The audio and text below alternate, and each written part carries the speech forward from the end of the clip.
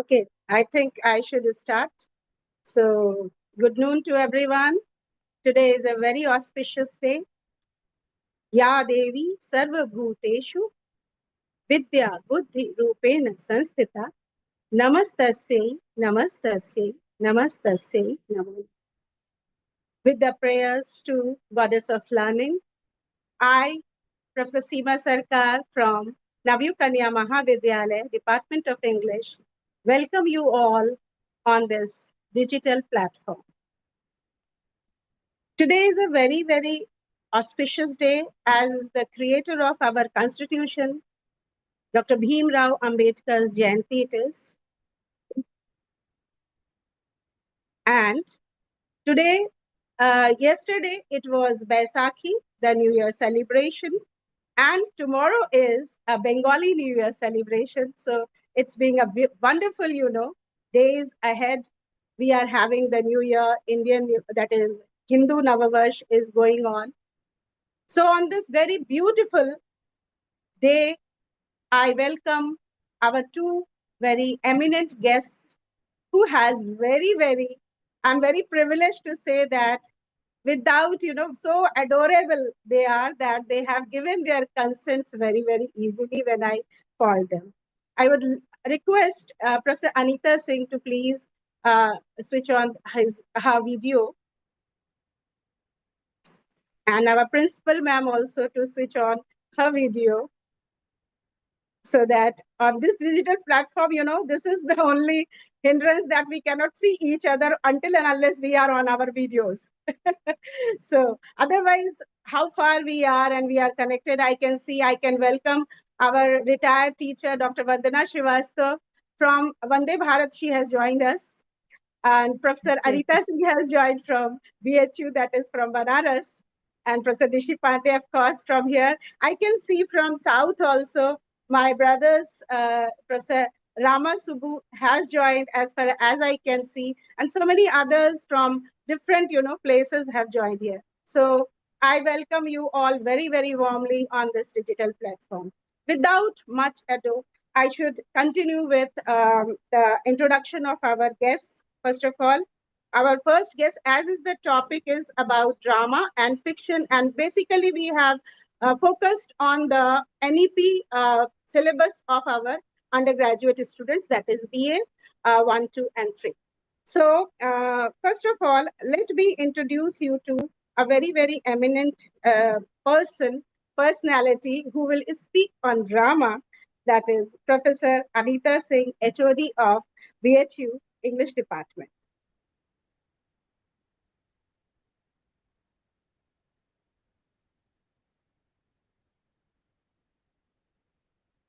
Just.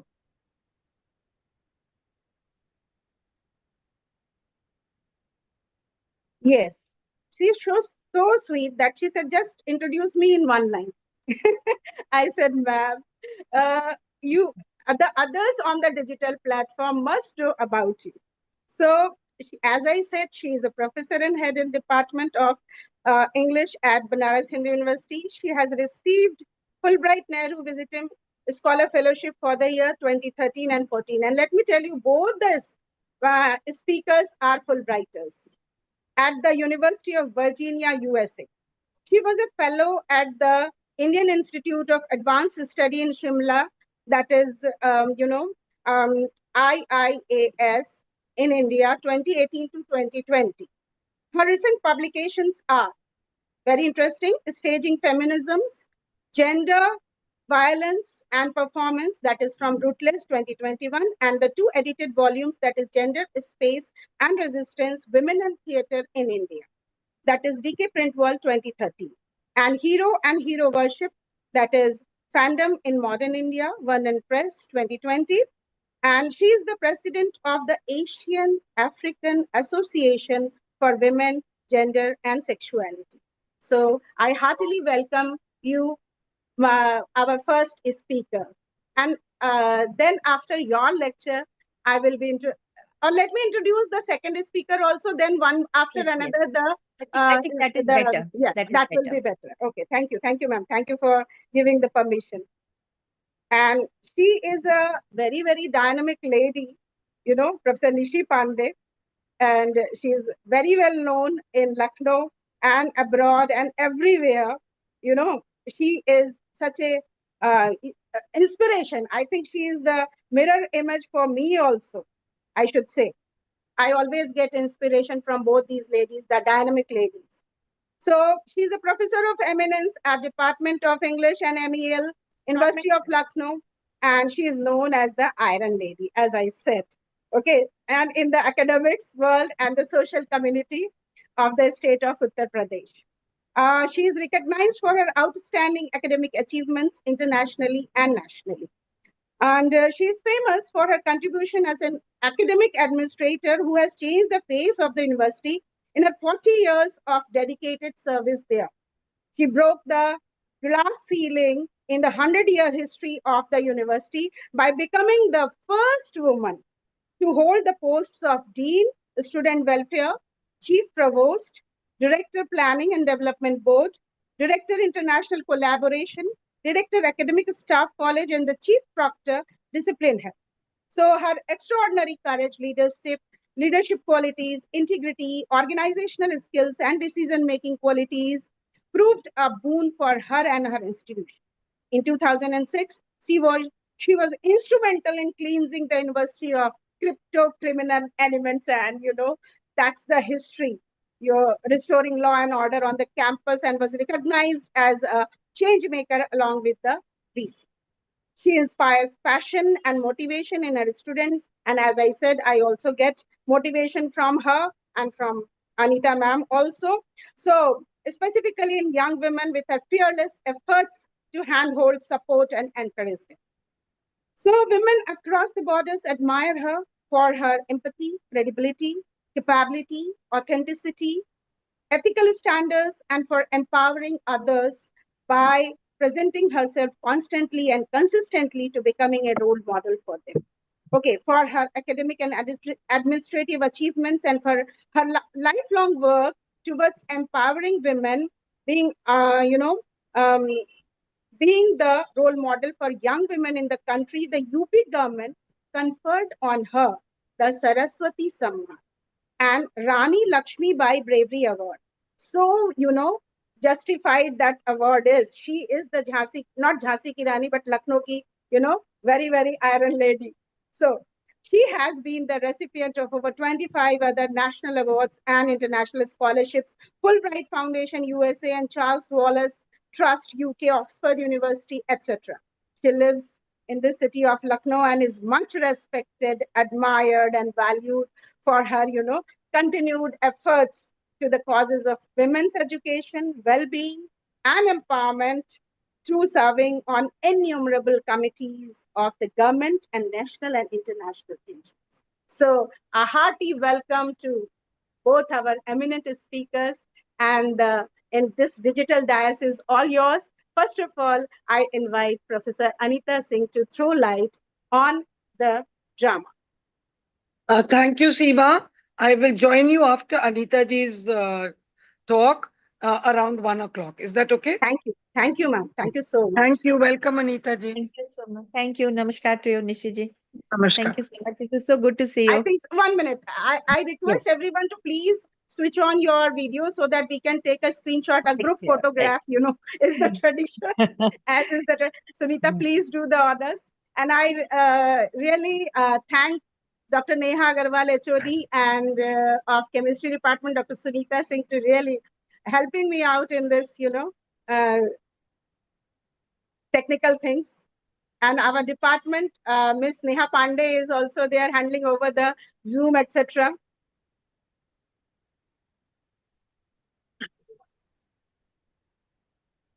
Our HOD, Professor Sangeeta Kotwal, couldn't join due to her health issues. But Dr. Vandana Srivastava joined for some time, I think, from the train. I think the screenshot is done. So should we start with, because I'm unable to do these all technical things. Yeah, Okay, we'll ma'am. start. So it's all over to you, ma'am. And just let me just tell the topic once again to everyone so that It is a symposium on exploring the human experience in 20th century drama and fiction. So first, it is drama by Professor Anita. Thank you so much, Dr. Seema, Professor Seema, for introducing me and for inviting me here. And esteemed Professor Nishi Pandey, I think she has left, and all the students who have joined. So I'll share a PPT. So as I gather, most of the And students ma'am, are I graduate must tell students. you Yes, that from South yes. also people have joined. Chakravarti sir Okay, and okay, Subbu okay, and so many people have okay, joined okay. from South also. So So I'm really I think honored. you have to, yeah, you have to allow me to share my screen. Okay, I think the technical handling can be Uh, done by Ms. Neha and Dr. Sunita. somebody has to allow Yeah, me to share definitely. my screen. Yeah,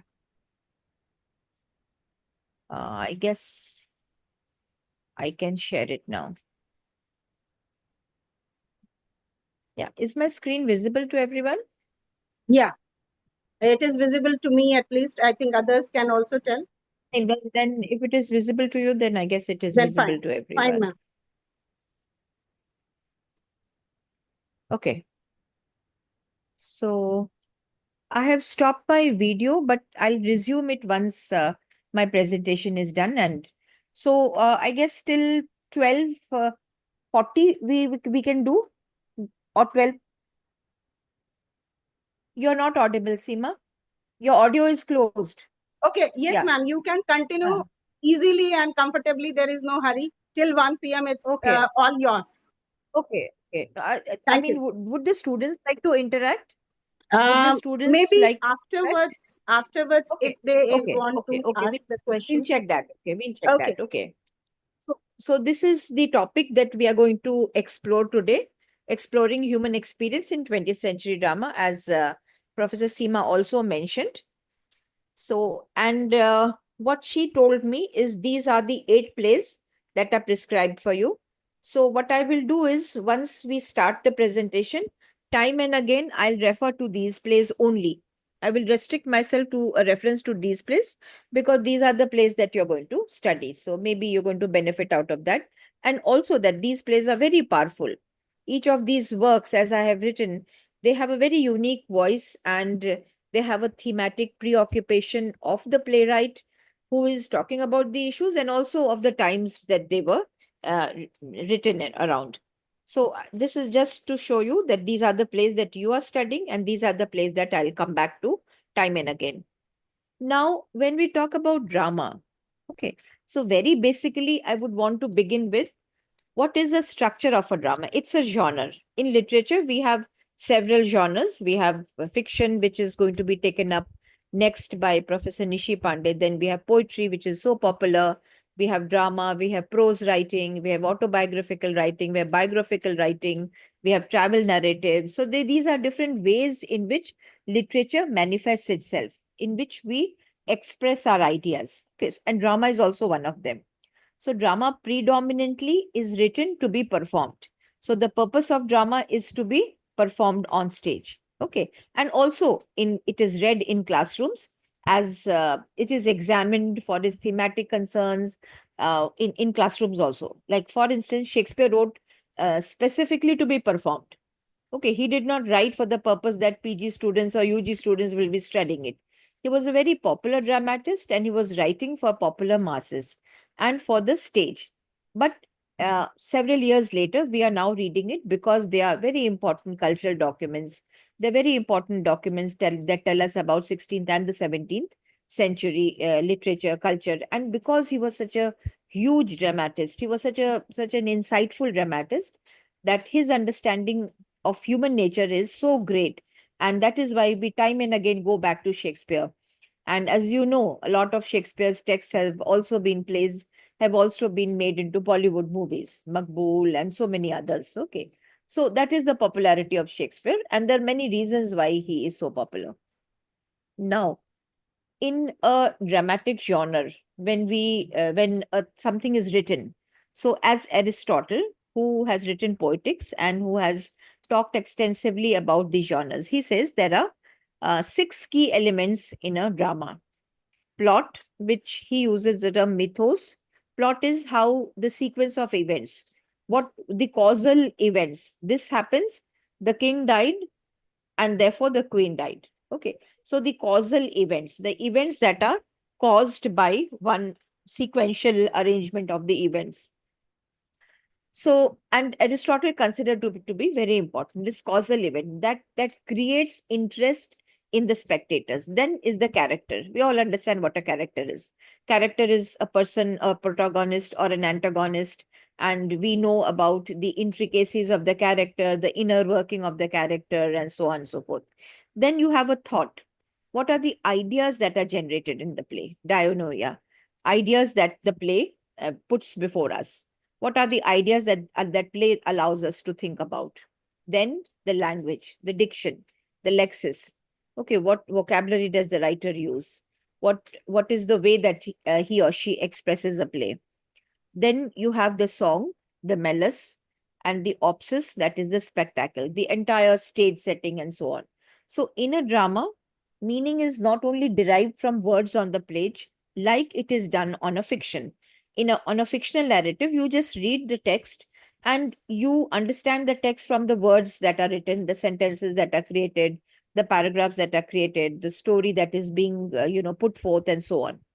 In a drama, on the other hand, there are so many ways in which the semantics of a play is sustained. We understand the play through the enactment of the characters, through the silence of the characters, through the expressions of the character, through the stage setting, and so on. So there are so many ways in which the meaning of a play emerges through in a. There are so many signifiers that generate meaning. Okay, so this is what Aristotle has said: 6 elements. And then towards the 19th century, we had even Shakespeare had 5-act plays. Most of his plays, if you see, they have a 5-act structure. Now, towards 19th century, Freytag, Gustav Freytag, who was a 19th century German novelist and a playwright, he developed this 5-act dramatic structure. He said that every play has a beginning, which he says exposition. Exposition is explaining the characters, explaining the situation, telling us about the actions that had happened in the past, retrospective actions that had happened in the past, so that, or in short, giving us a background of what is going to happen, giving us a clue into what is it that we are going to see. Then certain events happen that a climax is reached. So we say rising action, reaching up to the climax. That rising action goes up to, sorry, I have to move back. Rising action takes us to the climax. Then you have the falling action, and falling action leads to a culmination, to a denouement, which is a French word, is a culmination. It's the tying up of everything. So if it is a tragedy, then it ends with death and murder and bodies strewn on the floor of the stage and so on. But if it is a comedy, then it ends with a happy resolution, marriage, celebration, and so on. Okay. So this is the structure of a play that delights us. So why is structure important? Because structure delights us. Now, in a traditional play, the structure was linear. We move from point A to point B to point C, and then to a kind of a resolution, to a kind of tying up of the event. So the spectators went out of the theater houses in a way satisfied with the ending. The resolution was done. But in a ये more कितना प्यारा लग रहा modern, ना ये जल्दी मांगा है somebody's microphone is switched off. नहीं Which one? Kindly हो keep गया है your याद रखना microphone muted, or ये क्या these technical things should be taken care of. I think now she has switched it off. Okay. So in a traditional play, the progression is linear, point A to point B to point C.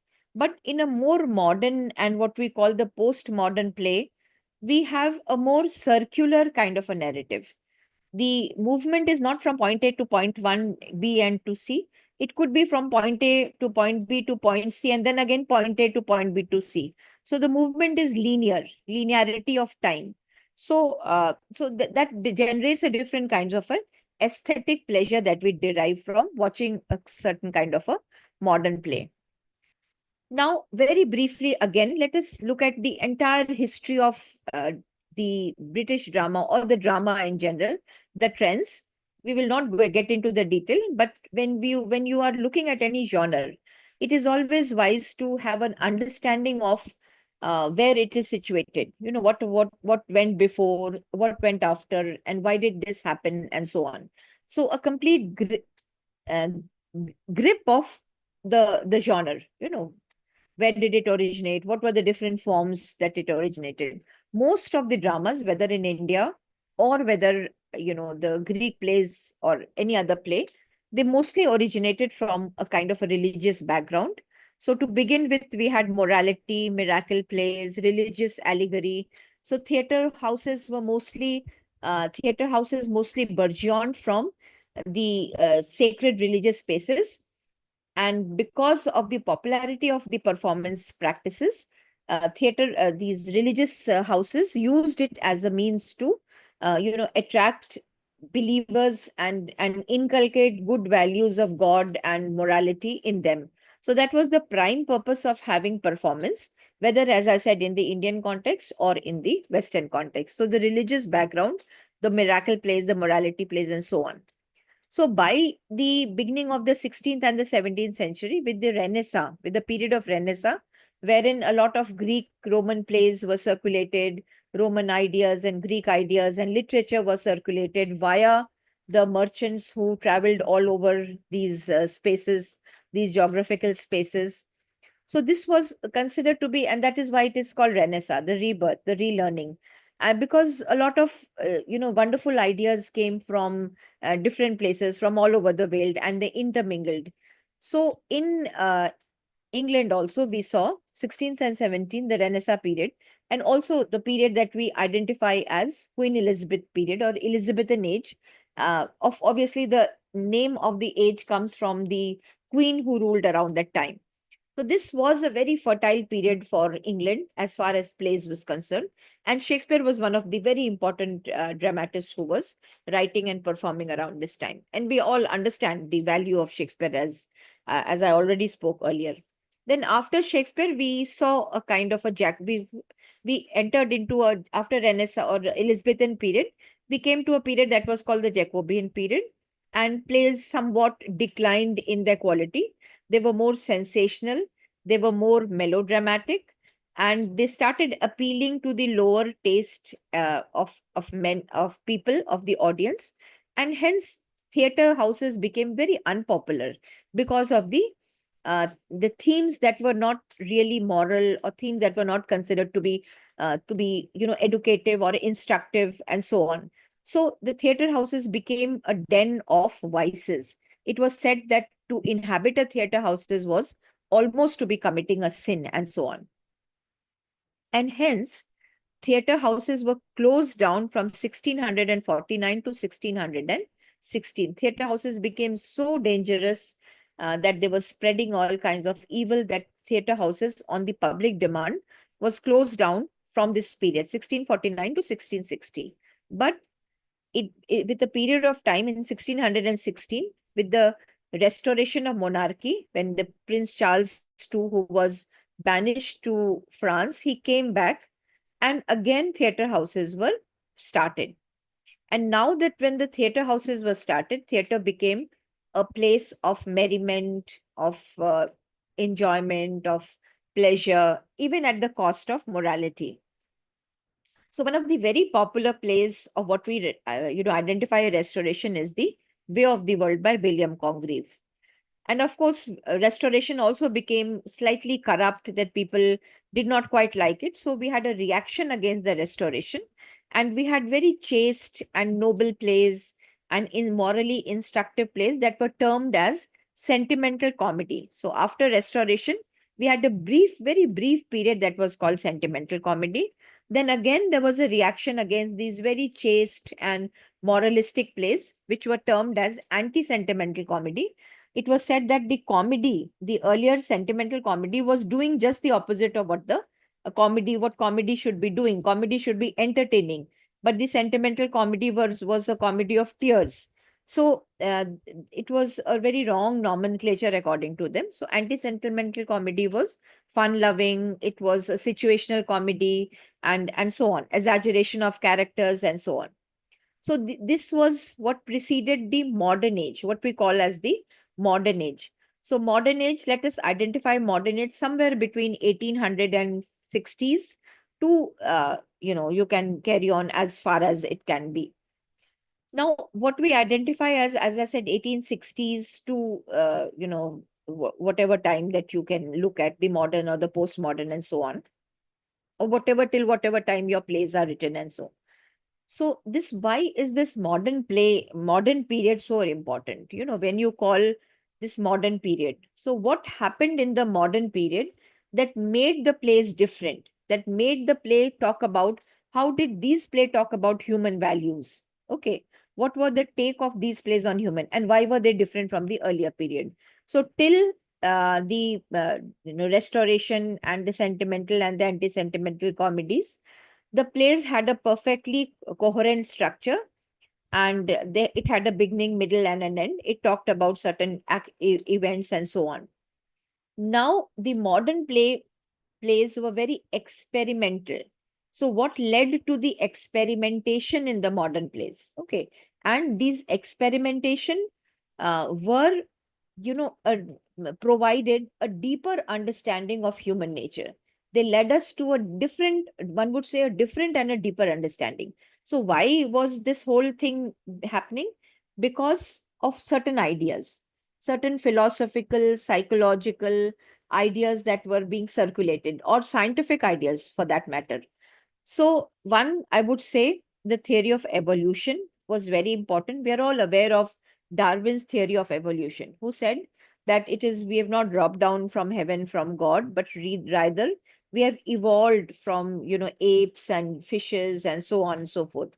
So, human species is basically a constant process of evolution. So God is somewhere missing. So there was this. So modern plays then would have a questioning of God. So it is no longer, theocentric, God centered, you know. So there are a lot of, God questioning also you will find in these plays. God, identity, fate, and all these questions will arise in the modern play. Then the theory of relativity also became very important. Einstein's theory of relativity. Newton, in a previously had said that notion of time is absolute, and there is a universal time. But Einstein contested that, and he said that time is relative. And he proposed that it is interwoven with space, and there is a four-dimension continuum of space and time. So time is a very relative thing. A psychological time, the concept of psychological time, the concept of the clock time. So there's a difference between, and this difference was highlighted by Henry Bergson, who was also a French thinker, and he said that there is something called the psychological time, and there's something called the objective time. And he used the concept of la durée, the duration, the lived time, what he called the lived time, the subjective time. And then this is what we have in the plays, the inner working of the mind, the inner thinking of the characters. Like I would give you an example, very clear example of a play, of a novel by Virginia Woolf, Mrs. Dalloway. So the entire novel is situated in one day. Entire novel happens in a day's time, and the central character, that is Mrs. Dalloway, keeps thinking about the past, the present, and the future. So the entire fiction is woven out of what she's thinking, that is what is in her mind, and so on. And even a play like Arthur Miller's Death of a Salesman, he says that it is the inside of the mind of this character. So Miller initially wanted to title the play as Inside of the Mind of this of Willy Loman, and so on. So plays more became inside. The movement was more inner scape, an excavation of the inner scape rather than what the character did on the surface. Even if you look at what is this hairy ape, Eugene O'Neill's hairy ape. So hairy apes, it moves on with, uh, the hairy apes thinking of what has happened to him, or Emperor Jones, Harry Abe, the inner psychology of the character. Who am I? Like Harry Abe keeps asking himself, Yank keeps questioning, who am I? And do I not fit in this world? And so on. So the play is more of an examination of this disturbed psyche of the character. Who am I? Don't I belong? What is my place in this world? What do I mean to this world, and what does this world mean to me? So larger philosophical questions are the questions that he raises throughout the play. So plays, as I said, became more psychological, more inner oriented, and so on. Next is psychology. Psychology also played a very significant part in understanding the human mind and the characters in the plays. Or the plays were more structured, as I said, inner scape, the inner working of the mind of the character, rather than on a chronology of events, rather than on the events that are happening in the lives of the characters. Now, Sigmund Freud was known for his ideas of unconscious dreams, repression, identity, and so on. So most of the plays, as I said, were also talking about what the inner working of the mind. Freud very importantly said that one half our minds are submerged. So we as people we have our inner psyche is submerged, like a uh, like we have the one fourth on the surface. So what we appear on the surface is a minuscule part of who we are. Everything is the turmoil is going on inside us. So whether it is Ibsen, Eugene O'Neill, Tennessee Williams, they were all exploring the complexities of the human mind. So in short, what these people were doing through these psychological theories, they were questioning identity, they were questioning God, they were questioning, or they were examining the complexities of human mind. Human mind is a very complex thing. And how do you understand the complexity of human mind? So these dramatists, through the modern psychological theories, or through the modern theories, or no modern understanding, uh, all this led to a very massive change in the way plays were structured. Characters were delineated, and events were described. So the one would say why modern period becomes important, because there was a sea change, and this sea change was inspired by the whole lot of psychological time, theories of evolution, and all this was going on. So it was a very rich period as far as these discoveries were concerned, and it did impact the kind of play and the way that we structure our play and all that.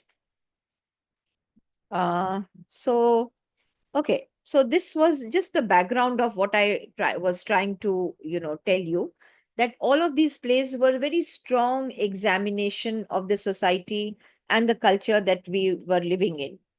Now 1960s, I said that let us say that modernism or modern plays started from 1960s and so on till maybe 1950s, or whatever you can say. Then maybe we can talk about postmodernism also in that vein. So 1960s, around 1960s, Henry Ibsen, a Norwegian dramatist, he wrote a play called The Doll's House, which is, I guess, prescribed in your course as well. Now, why is this play important? This play became important because around 1960s, 70s, 80s, 90s, and early 20th century, women's movement became very powerful.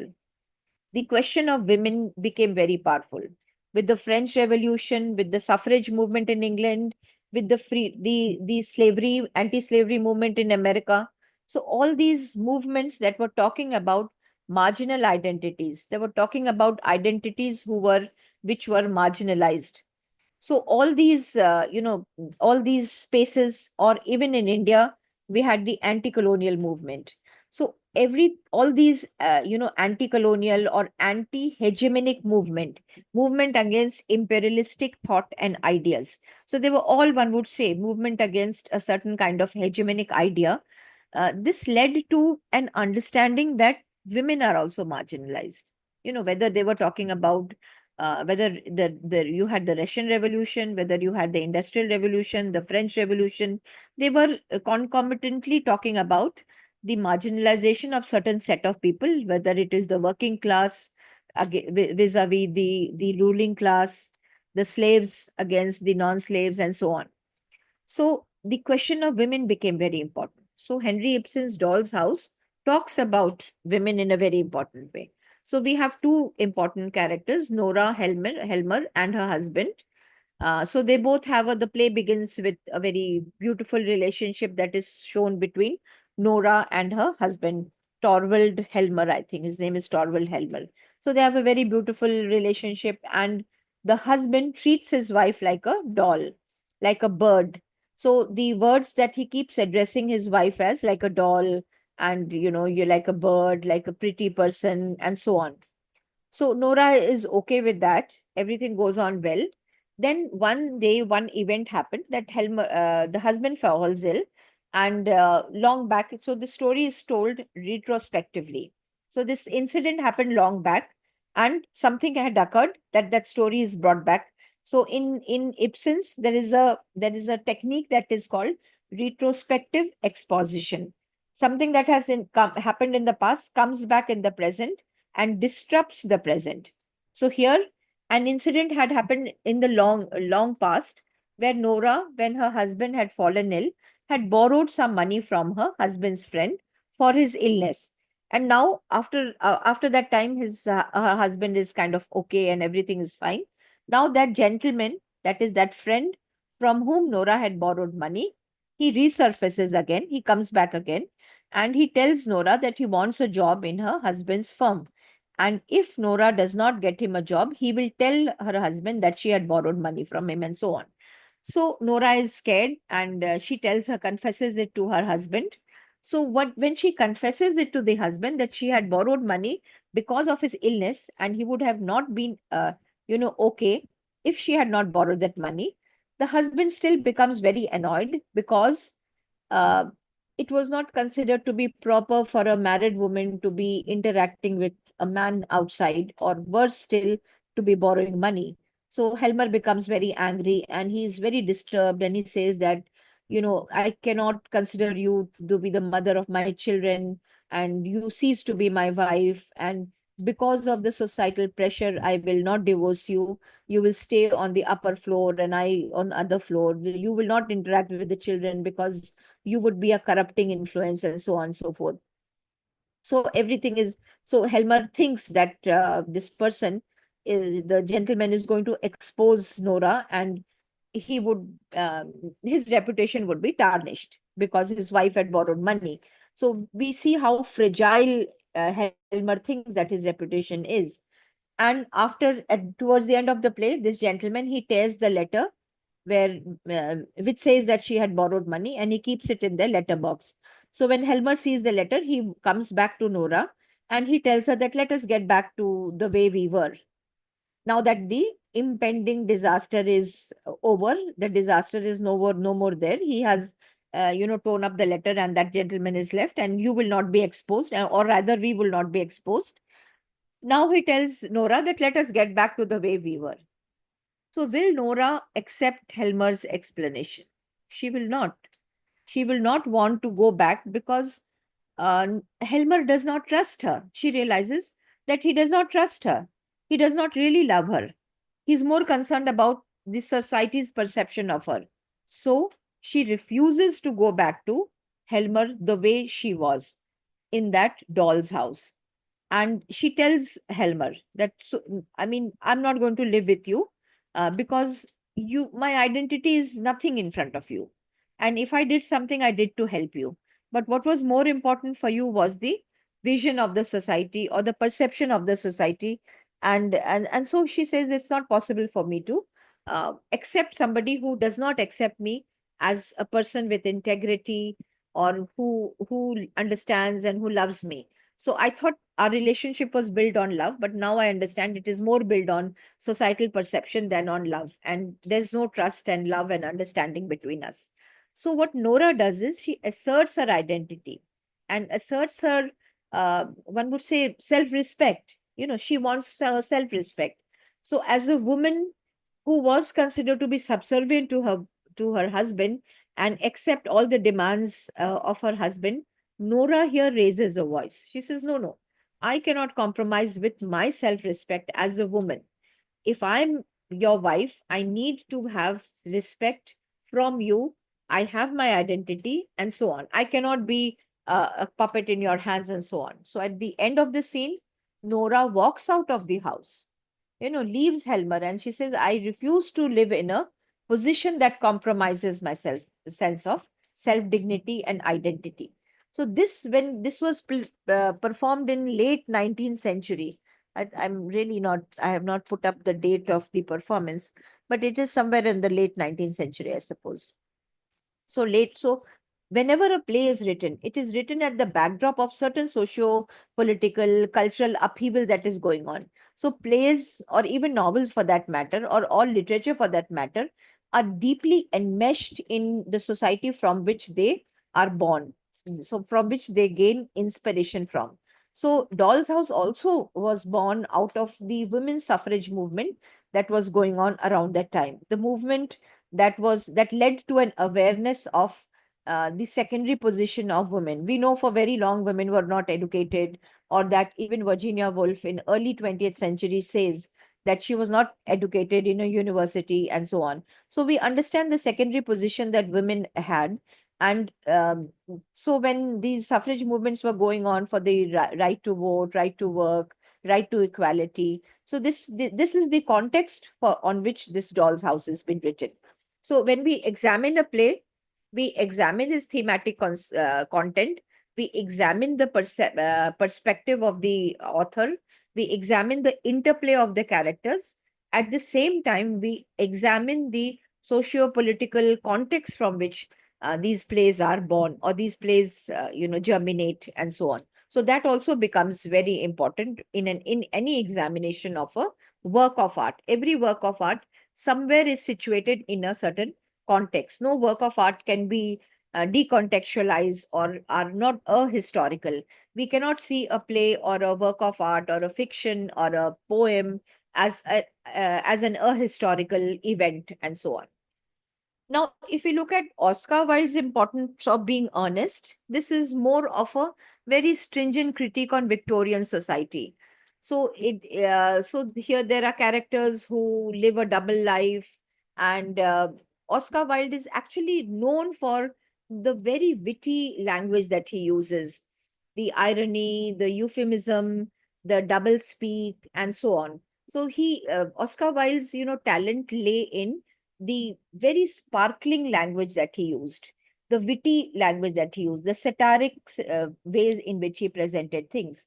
For instance, I'll just give you an instance that there is an event where a particular lady is to be, I think it is Algernon, who is quoting somebody, and I think it's not Algernon, whatever. So the mother comes to ask, this person, that where does he stay or whatever, starts very, you start with talking about how much do you earn, where do you stay, who are your parents, and so on. So the questions that are put to the prospective groom starts from, where do you stay? Which area do you stay? So he says, I stay in a particular locality. So she's happy because that's a first fashionable locality. Then she further puts a sentence, what side does your house face? Does it face the fashionable side or does it face the opposite side? And so on. So we see the way that the questions are structured, that they are more about understanding how fashionable you are as a person in society, how rich you are, how much money do you earn, and last question of hers is, who are your parents? And when he says, I'm an orphan, so the prospective mother-in-law becomes aghast. So the hierarchy of questions, or the way the questions are structured, tell us that the social snobbery of the class about which Oscar Wilde is talking about. So it's mostly about critiquing the society, and it's a very satirical comedy that he has written.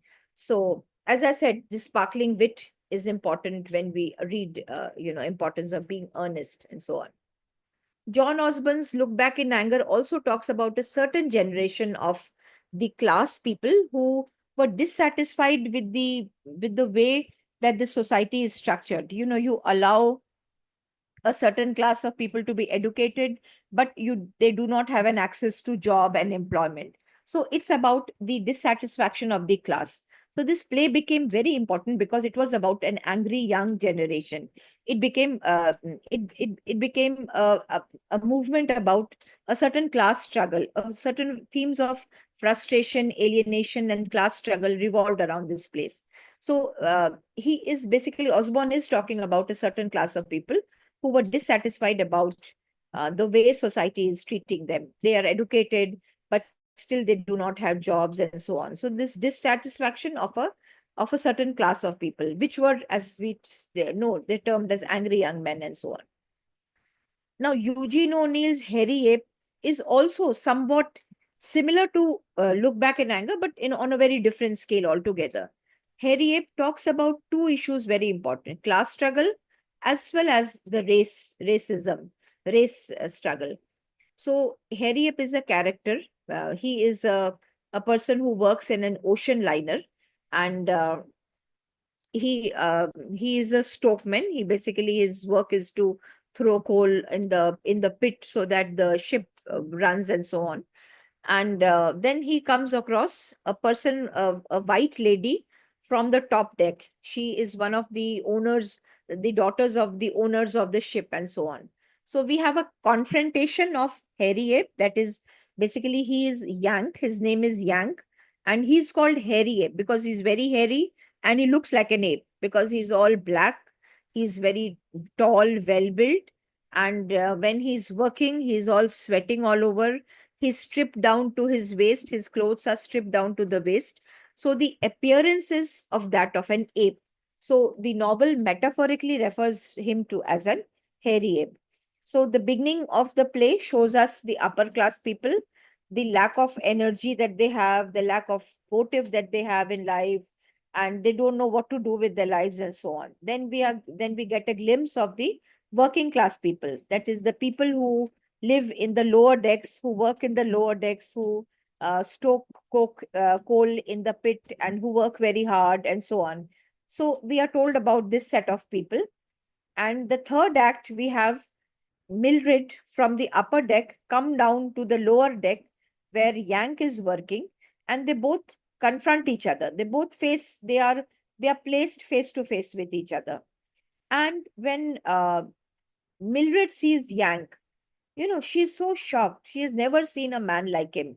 She's never seen a man sweaty and, so huge and so black and so hairy that when she sees him, she says, "Oh, you filthy beast." She calls him filthy beast and she faints. So when she faints, Yank is so surprised that somebody faints seeing him. I mean, is he so bad? Is he so disastrous that somebody who sees him is faints in front of him? So for him, it is very unsettling. He's very unsettled at this event.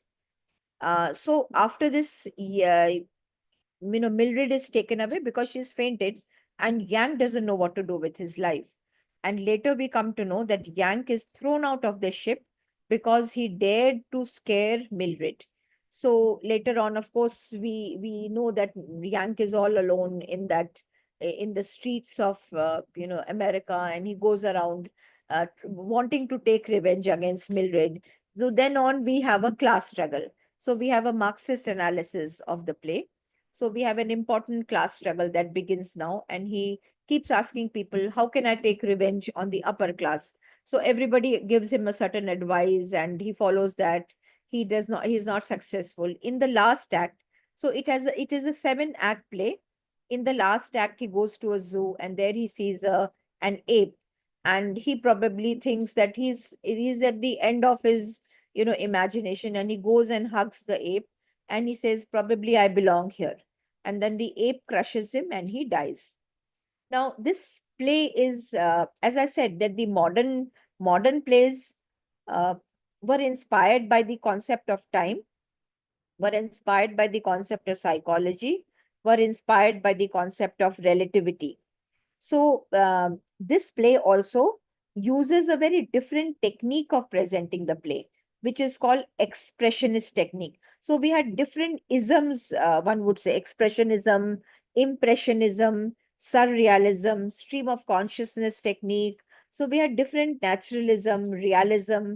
So we had different techniques that the plays kind of experimented with. If you look at Ibsen's Doll's House, we will call it more naturalistic and realistic. If we look at Eugene O'Neill, we will call it expressionistic technique. Now, expressionistic technique intended to expose the psyche of the character.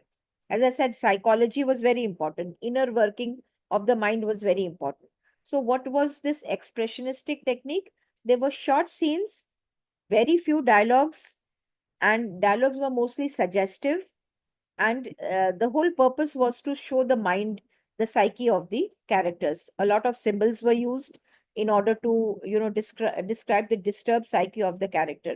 So expressionistic technique was a technique that was that evolved during the middle of the world wars, because of, as I said, every play or every technique has a particular context from which they evolved. So the disturbed psyche of the humans during the world wars led to the formation of this technique, led to the discovery of this technique called the expressionistic technique. And Eugene O'Neill's Hairy Ape follows this technique, where the scenes are short, brief, dialogue is not intensive, dialogues are cryptic, a lot of regional dialects are used. So the scenes are very short, brief, and very quick, like cinematic cuts. The scenes are like cinematic cuts. You have revolving stage, you have light and sound that intensifies the thematic content of the play that is being performed. So I think with this, I will end my presentation, because I cannot possibly get into all the plays.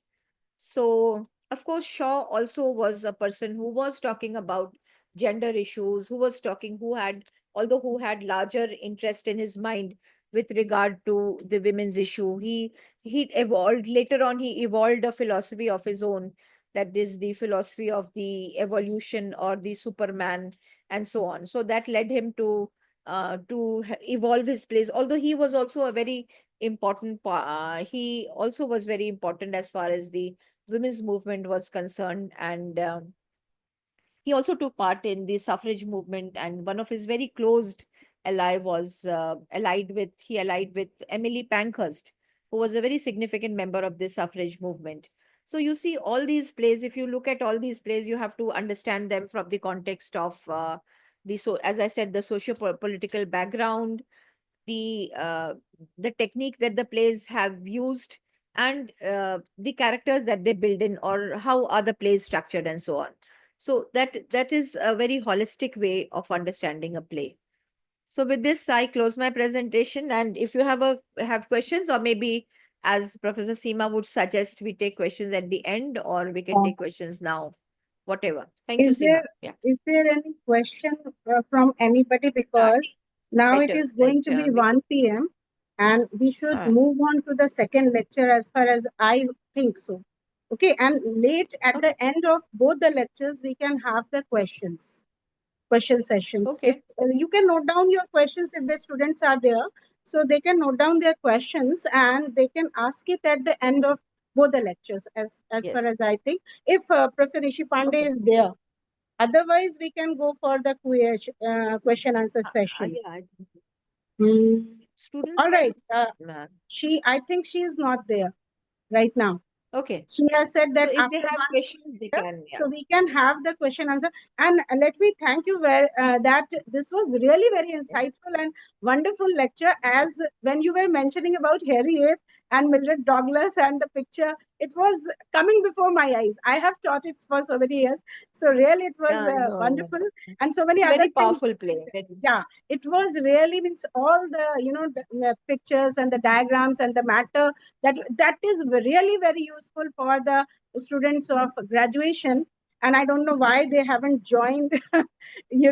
I was expecting a No, it's lot okay. of students to join, but anyway, the recording is there, so we can share it with our students. Really, it is very useful for each and Have any every questions? college of Lucknow who are having this NEP and this syllabus. So, Okay. okay, any questions?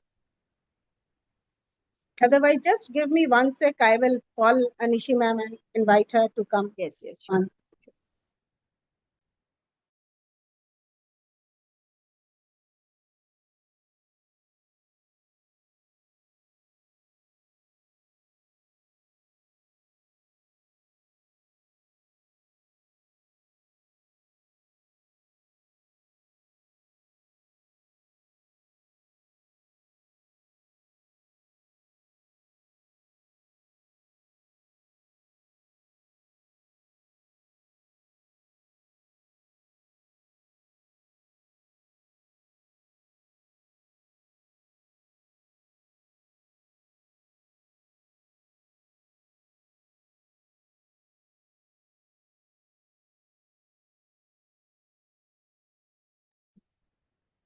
And I can see that people from National College, Dr. Veenu Singh and Dr. Ashish has joined.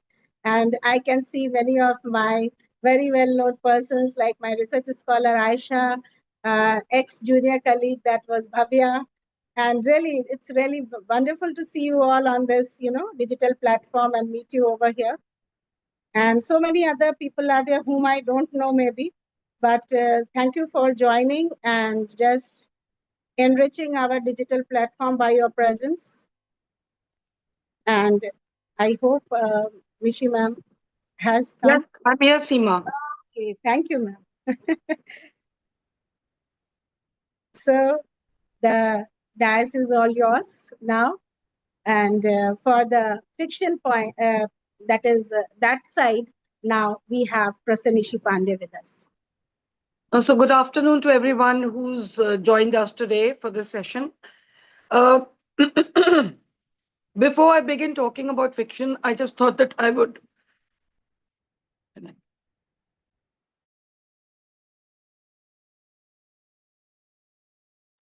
Sorry, I was just clearing my throat. The most important thing for us to understand is that, there were certain things happening in the 20th century. And to imagine the impact of it all on literature, not just literature, but the effect it had on art, music, painting, literature. When we look at the intellectual trends, you'll find that I always have been telling my students that certain things that have impacted, certain intellectual trends that have impacted literature. Number one was Marxism. Marxism, though it comes at the end of the 19th century, but it has had a very deep impact and an impact which was felt well into the 20th century.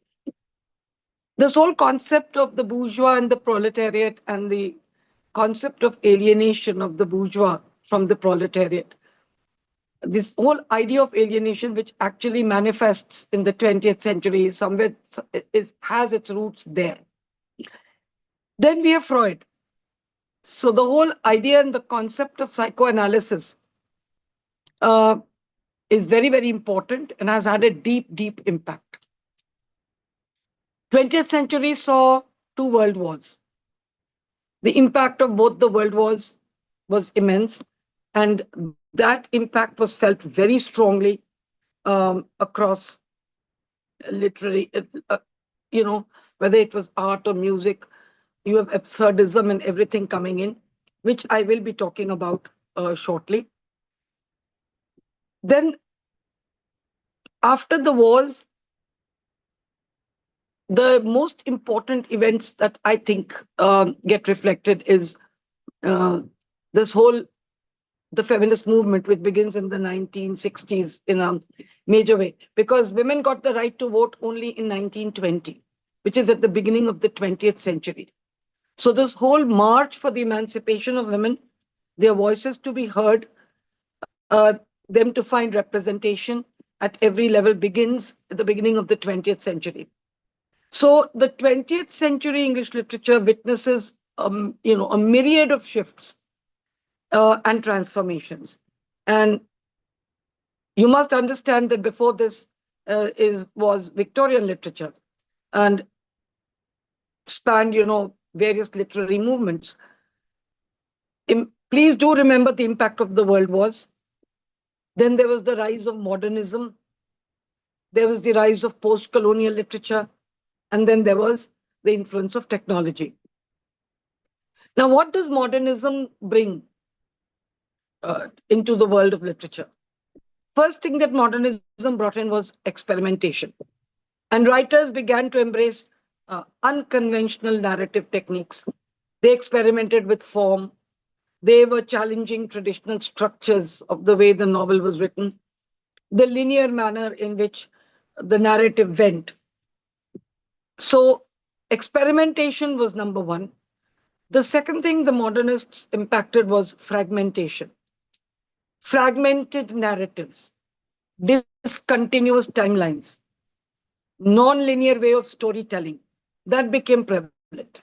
And when I just look at poetry, you look at T.S. Eliot's Wasteland, he experiments with fragmented imagery. He uses diverse literary references and a non-linear structure, which is reflecting the shattered post-World War I world. It was not just in poetry that this experimentation took place. It also took place in drama. It also took place in fiction. So the trauma of World War I, the devastation of World War I influenced generations of writers and poets. You had Wilfred Owen, who expressed the harsh realities and emotional toll of the war in his very important poem, Dulce et Decorum Est. He very vividly portrays the horrors of trench warfare. And he challenges the romanticized view of war that was being presented. Do remember that post the war, there is disillusionment, and then there comes World War II. So the post-World War II literature reflects this huge sense of disillusionment. And they began to explore existential themes and the search of meaning in a world that was very chaotic and could not be understood. If you look at, I'm sure ma'am would have spoken about Samuel Beckett's Waiting for Godot, the emergence of all the isms that you can think about in the 20th century, whether it's Dadaism or absurdism or it's existentialism, all the isms that you actually read about and study in your literary theory in the 20th century were a product of this kind of disillusionment, this fragmentation, and then therefore this experimentation with new, how to express themselves better, how to get across about things about the individual. So Waiting for Godot captures the existential despair and aimlessness experienced by individuals in the aftermath of World War II. Another technique that comes into prominence is the stream of consciousness. And stream of consciousness employs this interior monologue system, where the authors employed stream of consciousness narrative techniques so that they could enter and delve into the minds, into the inner thoughts of their characters, giving them a deeper, giving a deeper psychological depth to their works. If you look at James Joyce's Ulysses, his greatest innovation is Ulysses, which exemplifies this technique. Virginia Woolf uses it in her works. It offers a rich exploration of the consciousness of the character. So, in his Ulysses, you find Joyce going into the mind of a character like his main character, Leopold Bloom. And through this technique, he offers us a very complex portrayal of the inner thoughts and emotions. Another thing that emerges, of course, is feminist literature. But before that, the whole idea of cultural identity comes forth. And those who were thus far on the margins begin to express themselves. So cultural identity comes to the center, and post-colonial literature also comes into prominence at this time. Writers from the colonies such as Chinua Achebe and Ngugi wa Thiong'o, they tackled issues of cultural identity, colonial legacy, complexities of post-colonial societies. Chinua Achebe's Things Fall Apart explores the clash between traditional Igbo culture and colonialism, emphasizing the impact of cultural identity. A large number of authors, even from the Indian subcontinent and the Asian subcontinent and other parts of the world, also begin to write during this time. So, language and colonization, the use of native languages and exploration of linguistic themes plays a very significant role in a post colonial literary expression. Existential themes, philosophical exploration of existential ideas, as articulated by philosophers like Sartre and Camus, they found expression in literature. And they explore questions of individual freedom. They explore questions of choice. They explore questions dealing with the meaning of existence. If you look at Camus' The Stranger, um, it exemplifies such themes, and its protagonist, Meursault, confronts the absurdity of human existence and the pressures of societal expectation. Absurdity of the human condition is reflected in works like Waiting for Godot, which was Samuel Beckett's play. But absurdism is not something that is only confined to theater. Absurdism is also to be found in a lot of uh, fictional works. But if we look at any one writing or piece of literature that exemplifies absurdity of the human condition, it's Samuel Beckett's Waiting for Godot. And he is talking of the absurdity of the human condition and human existence uh, in a post World War II era. He has another play, Beckett's Endgame, where he talks about characters who are trapped in a meaningless existence, highlighting the absurdity of the human condition. So whether it's absurdism or it's Dadaism or it's surrealism or it's whether it comes in painting or music or art or literature, all of this has emerged. All the isms, really, as we know them, have emerged after the two world wars. With the feminist movement taking center stage uh, after the 1920s and up to the 1960s, it became a major movement. With women leading from the front, asking for a right to vote was one thing. Once they got the right to vote, then they were looking at rights for entering those spaces and spheres which were dominated by men. And what happened with the two world wars was the men were confined to the battlefields. And who looks after the factories? Who looks after what is happening production? So it's for the first time after the war or when the Second World War was there, that women were brought into the workforce. So women enter the area of industry because there were no men to man the industries. And so women find a place and women come in. And from there onwards, the march begins more strongly. And so feminist perspective becomes important. Gender roles keep getting re-examined. And you have feminist literature, which is very beautifully exemplified by Virginia Woolf's works. If you look at Mrs. Dalloway, it addresses the issues of women's rights. It addresses the issues of societal expectations. It expresses the challenges that women are facing in a rapidly changing world. And Virginia Woolf's um, seminal work, which most of us don't end up reading, but Orlando, challenges traditional gender norms as the protagonist in that transcends time and gender roles. So, from the feminist perspective, here comes a novelist and a writer who is talking of all this.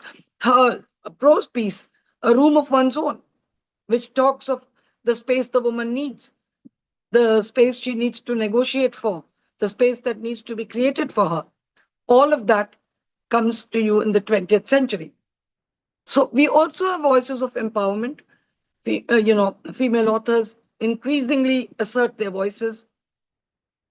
They contribute to a redefinition of gender roles and expectations. Then you've got Sylvia Plath, The Bell Jar by her, explores the challenges faced by women in the 1950s and provides a powerful account of female empowerment and struggles with mental health. So, all of this is there. Can you hear me? Yes, ma'am, you are audible. Yeah, because sometimes a phone call comes in and you disconnect and suddenly you feel Yes. your voice is gone. All right. So we look at these uh, in the 20th century fiction. You will also find strong women voices, and that there is a redefinition of gender roles, the expectations from women, and their struggles, their challenges, all of that. In the Bell Jar, Sylvia Plath talks of the empowerment of women and struggles that she had with mental health. Another form that comes to mind, and which you need to, as students of fiction of the 20th century, is magic realism. Magic realism blends realities. And so you've got authors like Gabriel Garcia Marquez, who are blending magical elements seamlessly with reality. And they're creating a unique narrative style that allows for cultural richness and alternative perspectives. Gabriel Garcia Marquez's 100 Years of Solitude, which is now come as a beautiful movie on Netflix, if you can take out the time to see the movie, it would enrich you, is that, it blends magical elements. It is a historical narrative, but it blends these magical elements, creating a world where reality and fantasy coexist. So if you look at the cultural context, magical realism serves as a means to explore cultural heritage and folklore in a modern context. You have Salman Rushdie's Midnight Children using magic realism to weave a tale that is intertwines the magical and the political. It reflects the cultural complexities of a post-colonial India.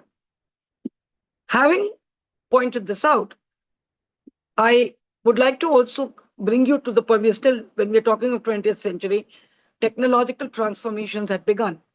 So the rise of technology, the inclusion of the television and the internet, that influenced narrative structures and storytelling. And it led to reflections on the impact of media on society. If you look at Aldous Huxley's Brave New World, um, he envisions a dystopian future shaped by advanced technology of genetic engineering and mass media. Now, he was writing at that time, and now in the beginning of the 20th century, 21st century, with 25 years gone, are we not in that world? Is that dystopian future not taking shape? So, even in George Orwell's 1984, uh, he had dystopian visions. Huxley's Brave New World, they explored dystopian visions shaped by technological advancements. And these were men writing much before all of this was happening, but it's all shaping up now. And you and I know how difficult it has become. Everything is, there's surveillance everywhere. All your information is accessible to the government, it is accessible to everyone, it's accessible to anyone who wants to know about you. Today in the morning, I got a phone call from a person who said, "Oh, madam, do you know somebody in this college, in somewhere in Pune?" So I couldn't remember offhand. I said, "No, I don't think so." But they said, "No, but you're somewhere on my profile in LinkedIn or somewhere." They've seen one teacher or professor who's my friend there, and they're able to access and tell me, "Look, we need this favor." Look at that kind of, information that is. So in George Orwell's 1984, he explores the consequences of a totalitarian control. He talks of surveillance and manipulation in a society dominated by technology. Is that not the threat that we are facing today? With AI coming in and with everything happening with us, what about us is secret anymore? What is it that the government wants to know that it can't know? Whether it's your Aadhaar cards or your identification. Even when you're watching, if on Facebook, Instagram, it will throw up advertisements which it thinks that you may be interested in. Sometimes I get so frightened, I get a feeling that I've thought of something and it surfaces and I think, are they mind reading me? You know, that kind of a fear. that that exploration of the consequences of totalitarian control, of surveillance, of manipulation in society that is dominated by technology is something that was George Orwell wrote in his novel in 1984. Having said that, the other important trend is diversity and pluralism. So, inclusive voices. The 20th century witnesses a great number of authors from diverse ethnicities, diverse backgrounds, different perspectives gaining recognition. And they become a part of mainstream literature. And it's not no longer confined to literature written in English in Britain or America, but literatures written all over the world, literatures in translation. All of that are translated in English, part of all of them gaining recognition. Linked to this is multicultural narratives. If you look at Zora Neale Hurston, who's an Afro-American writer from America, her piece, Their Eyes Were Watching God. If you look at Salman Rushdie's Midnight's Children, they embrace multicultural narratives.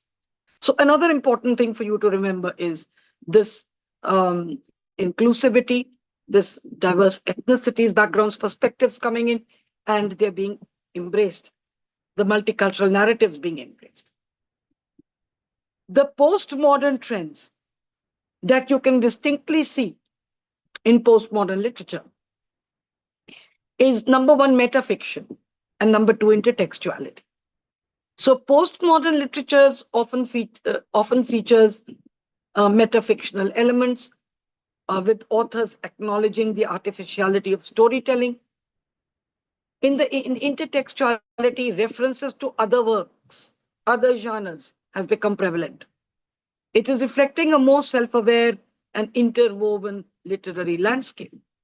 And so postmodernist studies and readings is also important. So the 20th century in English literature is characterized by a very rich tapestry of literary movements and themes, each responding to the very profound social, cultural, and political shifts of the time. Now, if I were to talk to you about what are the main, so I've focused on styles and themes that have come up: realism, there was naturalism, there's modernism, there's postmodernism. And there are authors like, Harper Lee writing To Kill a Mockingbird in 1984, Animal Farm by George Orwell, Great Gatsby by F. Scott Fitzgerald, and Lord of the Flies by William Golding.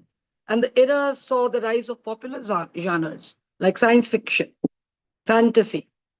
You have Harry Potter and the Sorcerer's Stone, etc. by J.K. Rowling. So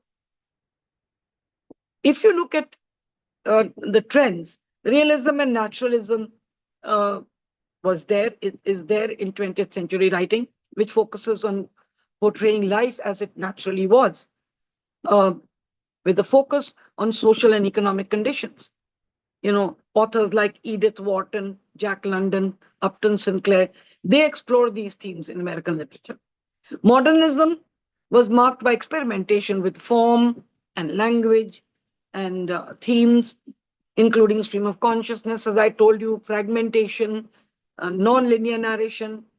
I gave you names of Eliot, Virginia Woolf, James Joyce. Then there are postmodernists or postmodernism, which is characterized by a skepticism. They do not want grand narratives. They're not looking at the larger story. The focus is on the subjective. So the focus is shifting to the individual. And there is a playful use of language and genre. If you look at Thomas Pynchon's novel, if you look at Joseph Heller, these are all the postmodernist writers. As literature normally does, social and political commentary also happens and takes place. Societal issues, including war, poverty, colonialism, political oppression, all of this gets discussed and commented upon in the novels. The fictional genre undergoes a huge change. 20th century, you see the growth of genres like science fiction, there's fantasy, there's detective fiction, and these have gained mainstream acceptance. At one time, when Agatha Christie, when we were young, was not considered to be of any literary merit to be studied. But today, Agatha Christie is very well studied in literature courses. And we have so much of science fiction coming in, a lot of fantasy, etc., coming in. If you look at some of the very well known authors of this time, there's H.G. Wells for his science fiction novelist, including his Time Machine and The War of the Worlds. There's Joseph Conrad, who explored the themes of colonialism, morality, the human condition in his novel The Heart of Darkness. Virginia Woolf, a modernist writer known for her experimental novels like Mrs. Dalloway and To the Lighthouse. George Orwell, I've told you about. He was a very big social and political commentator. His Animal Farm, his 1984, they are wonderful allegories of totalitarianism and power. William Golding, Lord of the Flies. He is the author of this fantastic dystopian novel which explores the darkness of human nature. And Lord of the Flies is taught in class 12 and is also used for discussions, of course, for younger people, as well as studied by students at the BA level and in the master's level. Eliot, of course, was a poet. James Joyce, he was a modernist poet, and he was a critic. He wrote his most seminal work, The Wasteland. If you really want to understand what modernism was all about in 20th century was all about, all you need to do is to read the poem, The Wasteland. James Joyce, I've talked to you about. His stream of consciousness and his Ulysses changed the way authors experimented and explored and wrote. F. Scott Fitzgerald, The Great Gatsby. It explores the themes of the American dream and the disillusionment, which later you will see in many of the plays.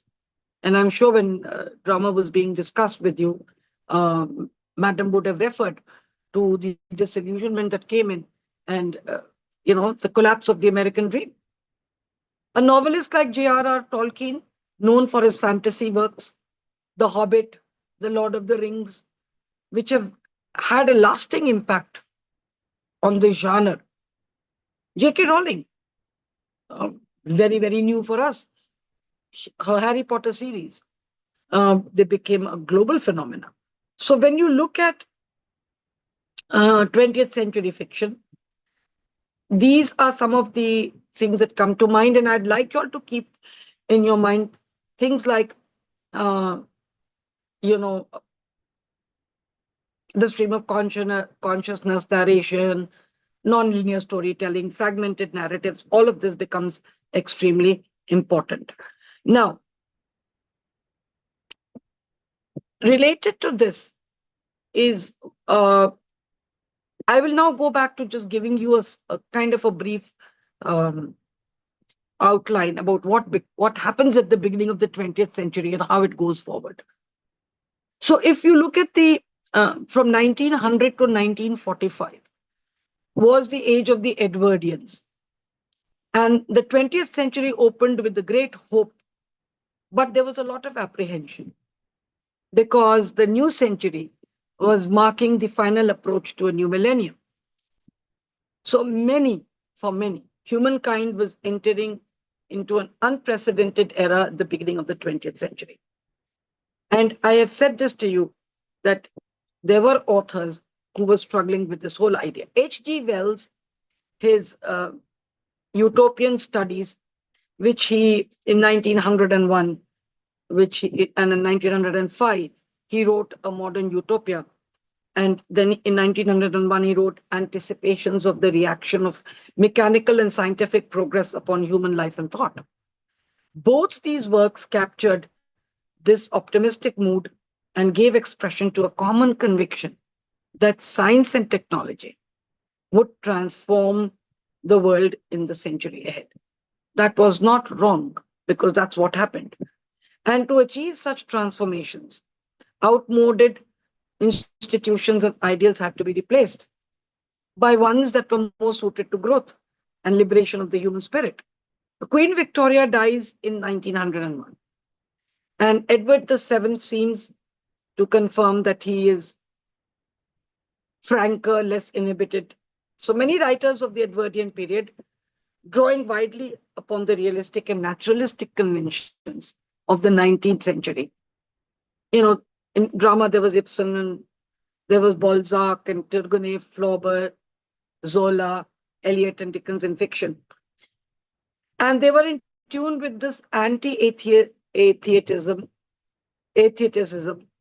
Uh, you know, there was Oscar Wilde, who was being tried for homosexuality. And so the authors, writers felt that their task in the new century was not to be didactic. Um, and they unashamedly went ahead and wrote what they wanted to. In a series of very iconoclastic plays like Major Barbara, Man and Superman, George Bernard Shaw was speaking out. And Major Barbara was performed in 1905. They are the most substantial. So Edwardian theatre was changing morality, armaments of the war, the function of class and of professions. Um, um, Shaw talks about um, prostitution. They're openly beginning to talk.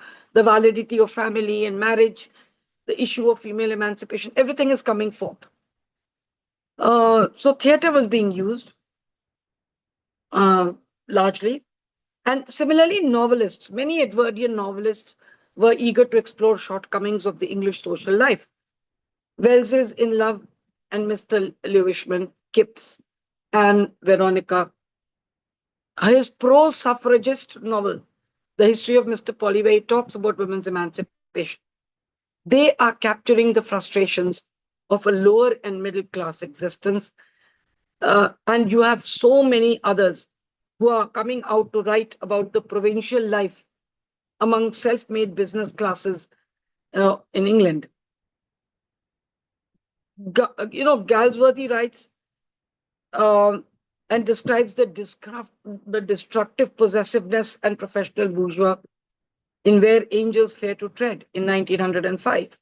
The Longest Journey, E.M. Foster, in that novelist E.M. Foster in The Longest Journey portrays with irony the insensitivity, self-repression, and Philistinism of the English middle classes. So these novelists wrote more memorably when they allowed themselves a larger perspective. In The Old Wives' Tale, Bennett showed the destructive effects of time on the lives of individuals and of communities, uh, creating a sense of pathos. Wells showed the ominous consequences of the uncontrolled developments taking place within a British society, which was still dependent upon the institutions of landed aristocracy. In Howard's End, which gets published in 1910, E.M. Foster showed how little the rootless and self-important world of contemporary commerce cared for the more rooted world of culture. They acknowledged that commerce was a necessary evil. Nevertheless, as they perceived the difficulties of the present, most Edwardian novelists, like their counterparts in theatre, they held on firmly to the belief that not only uh, constructive change was possible, but also that this change could, in some measure, be advanced by their writing. So you have Thomas Hardy and Rudyard Kipling, who had established their reputations in the 19th century. But in the 20th century, um, we had G.K. Chesterton, Edward Thomas, and so many others, I think, Hilaire Belloc, who established their reputation in the first decade of the 20th century. Now, what I really want to say to you here is that the most significant writing of the Put period was either traditionalist or modern. It was inspired by neither hope nor apprehension, but by bleaker feelings that the new century would witness the collapse of a whole civilization. That's what they felt. Like we today begin to feel that I don't know what the 21st century would bring. And so that the kind of ominous lingering was there. So the new century began with the Great War, began with Britain. There was the Boer War, as they called it. But if you look at them, if you look at that period, you will see that the authors were passing through a phase of change. And the burden of the empire and the tribulations it was bringing was being reflected. And no one captured the sense of an imperial civilization in decline more fully, more subtly, more effectively than an expatriate American novelist, Henry James. He writes The Portrait of a Lady in 1881, but his works actually talk about what the time is going to be about. So James's awareness of the crisis can be found in the form and style of his writing. He was no longer assured that the world about which he wrote was either coherent uh, in itself, or whether it was unambiguously intelligible to its inhabitants. So his fiction presented characters within an identifiable social world, but he found his characters in the world increasingly elusive and enigmatic. Another very important novelist was Joseph Conrad, and um, his sense of crisis. He was a solitary man, a romantic creature of will. He wrote some of these major works like Lord Jim, which came in 1900, Art of Darkness in 1902, The Secret Agent in 1907, Under the Western Eye in 1911. And he detailed such imposition, the psychological pathologies. He increasingly associated with them without sympathy. So he was a philosophical novelist, but here you can see that the change is coming in. And the 19th century realism is getting transformed, and the modernist revolution is beginning. So when you look at the Anglo-American modernism, you've got Ezra Pound, you've got in Lewis, you've got D.H. Lawrence, you've got Eliot, all of these from 1908 to 14. There was a remarkably productive period of innovation and experiment as novelists and poets undertook anthologies and magazines to challenge the literary conventions, not just of the recent past, but of an entire post-romantic era. So European capitals may, avant-garde writers, authors, poets, and leading personalities like Ezra Pound and others were to be found in conversations in Vienna and in Paris and in Berlin. And the spirit of modernism was a radical and utopian spirit. This was stimulated by new ideas in anthropology, psychology, philosophy, political theory, and psychoanalysis. I repeat this. It's very important for you to understand that the modernists, of which Eliot and the others, and we were talking about the modernists, I just gave you names earlier. It was a utopian spirit, but it had ideas which were taken from other subjects like anthropology, psychology, philosophy, political theory, psychoanalysis. So they was, in the air they were expressing rather mutedly, but they you have the emergence of American poets like the Imagist movement. You have the emergence of Imagists like English poets. The poets were reacting against an exhausted poetic tradition, and painters and sculptors were grouped together. They were also doing the same thing, and they were looking at abstract art, or they were becoming cubists, or they were becoming futurists. They were looking at vorticism. Everybody was experimenting. So World War One brings the first period of the modernist revolution to an end. And while not destroying its radical and utopian impulse, it made the Anglo American modernists aware that there was a gulf between what was ideal and the chaos of the present. Because the post World War chaos is something they had to come to terms with. So novelists parodied and they received forms and styles in their view which were redundant by the immensity of the horror of the war. You know, it can be seen most clearly in many of the poets and many of the writers. Two of the most innovative novels, The Rainbow in 1915 and Women in Love by D.H. Lawrence, they tracked the sickness of modern civilization, a civilization, in his view, which was only too eager to cater and to participate in the mass slaughter during these wars. And he saw this to be the effect of industrialization upon the human psyche.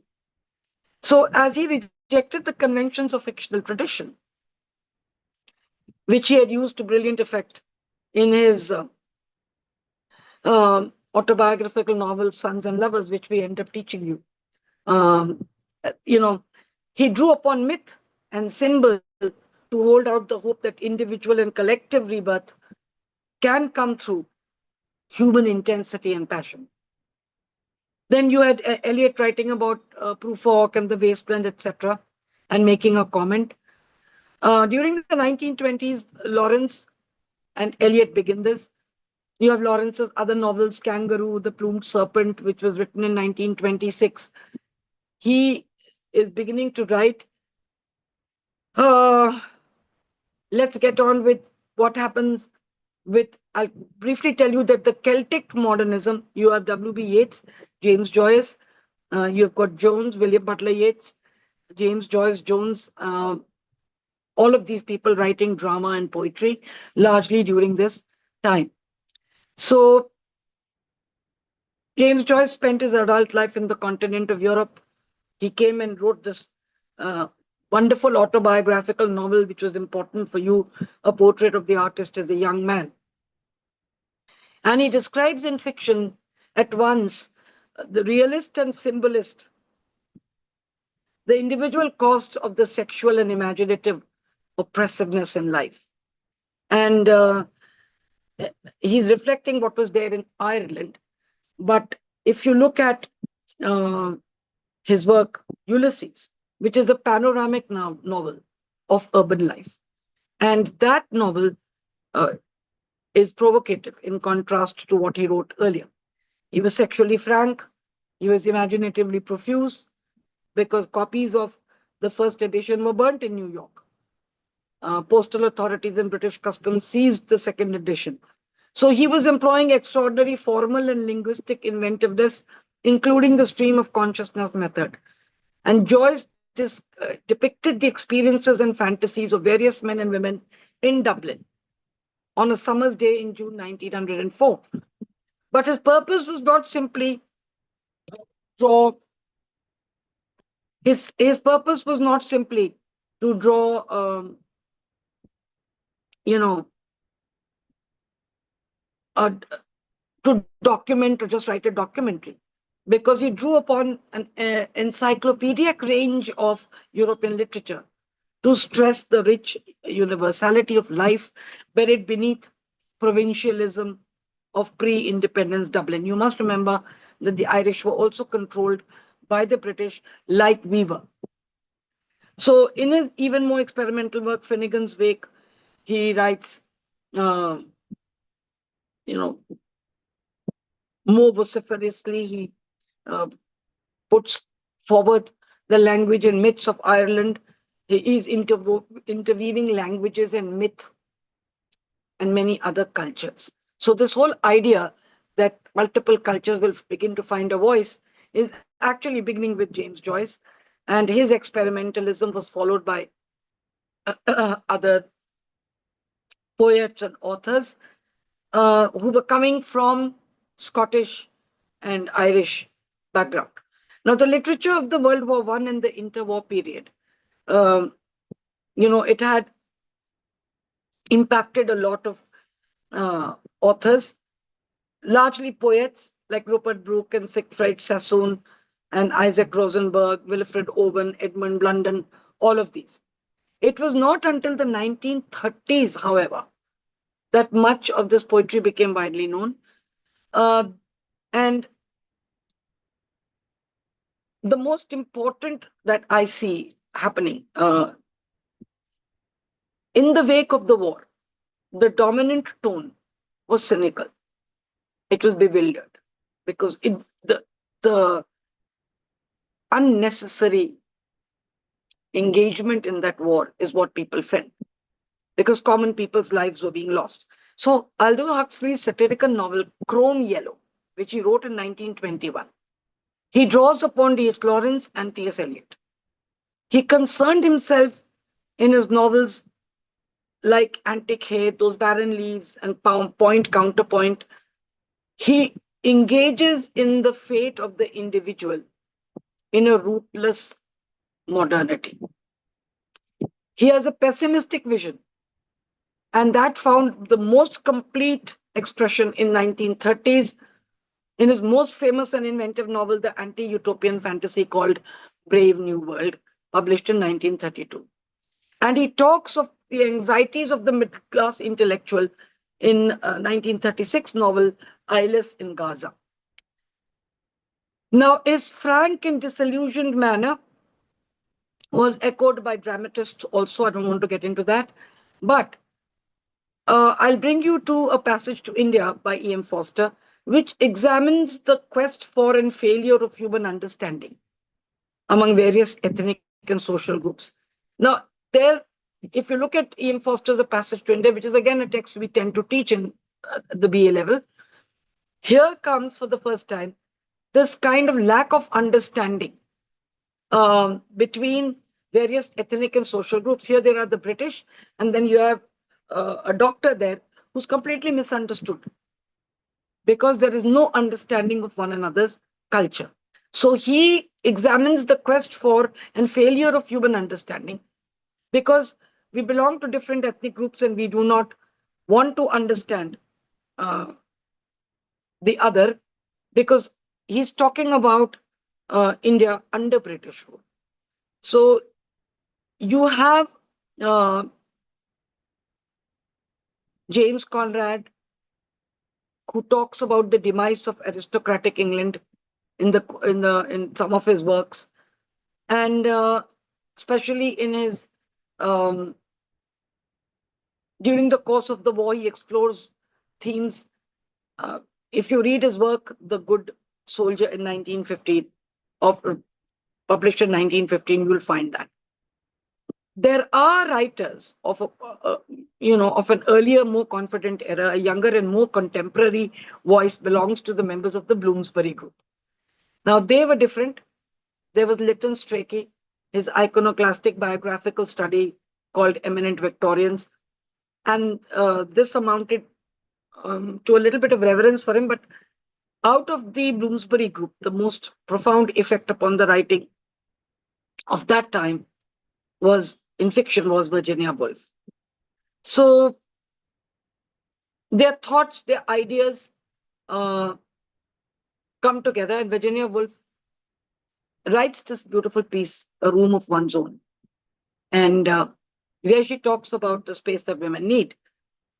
So if you're looking at in the fiction of Virginia Woolf, you'll find that there is a different outlook, both profound and moving. She writes short stories, she writes novels of great delicacy, great lyrical power. She sets out to portray the limitations of the self, caught as it is in time. And she suggests that these could be transcended, if only momentarily, by engagement with another self, a place, or a work of art. Look at her To the Lighthouse, or look at her other novels, which we tend to read. So this preoccupation charges the act of reading and writing with unusual significance. Her To the Lighthouse, The Waves, Between the Acts. These are some of her most moving works. She believed that her viewpoint offered an alternative to the destructive egotism of the masculine mind, an egotism that has found its outlet in World War One. But she makes it clear in a long essay, A Room of One's Own, that she did not consider this viewpoint to be unique possession of women. In her fiction, she presented men who possessed what she held to be feminine characteristics. And she has a regard for others and an awareness of the multiplicity of the experience. But she remains pessimistic about women gaining positions of influence because she knows it's going to be a deep struggle considering the way society is. Um, she talks about the desirability of a feminist study in Three Guardians. Mrs. Dalloway, in that, Woolf transformed the treatment of subjective time. So the whole idea of subjectivity in time is transformed, and history in fiction. So if you look, she uses stream of consciousness in Mrs. Dalloway to create this different kind of subjectivity of time and uh, history. And she is experimenting with the traditional form of fiction, of sometimes indifferent to the mysterious and inchoate inner life of the characters. But she remained a very important person, um, because she was a critic, she was an essayist, and she was a woman who changed a lot for women in literature. So when you look at the other female modernist writers of the period, Catherine Mansfield was born in New Zealand. There was Dorothy Richardson.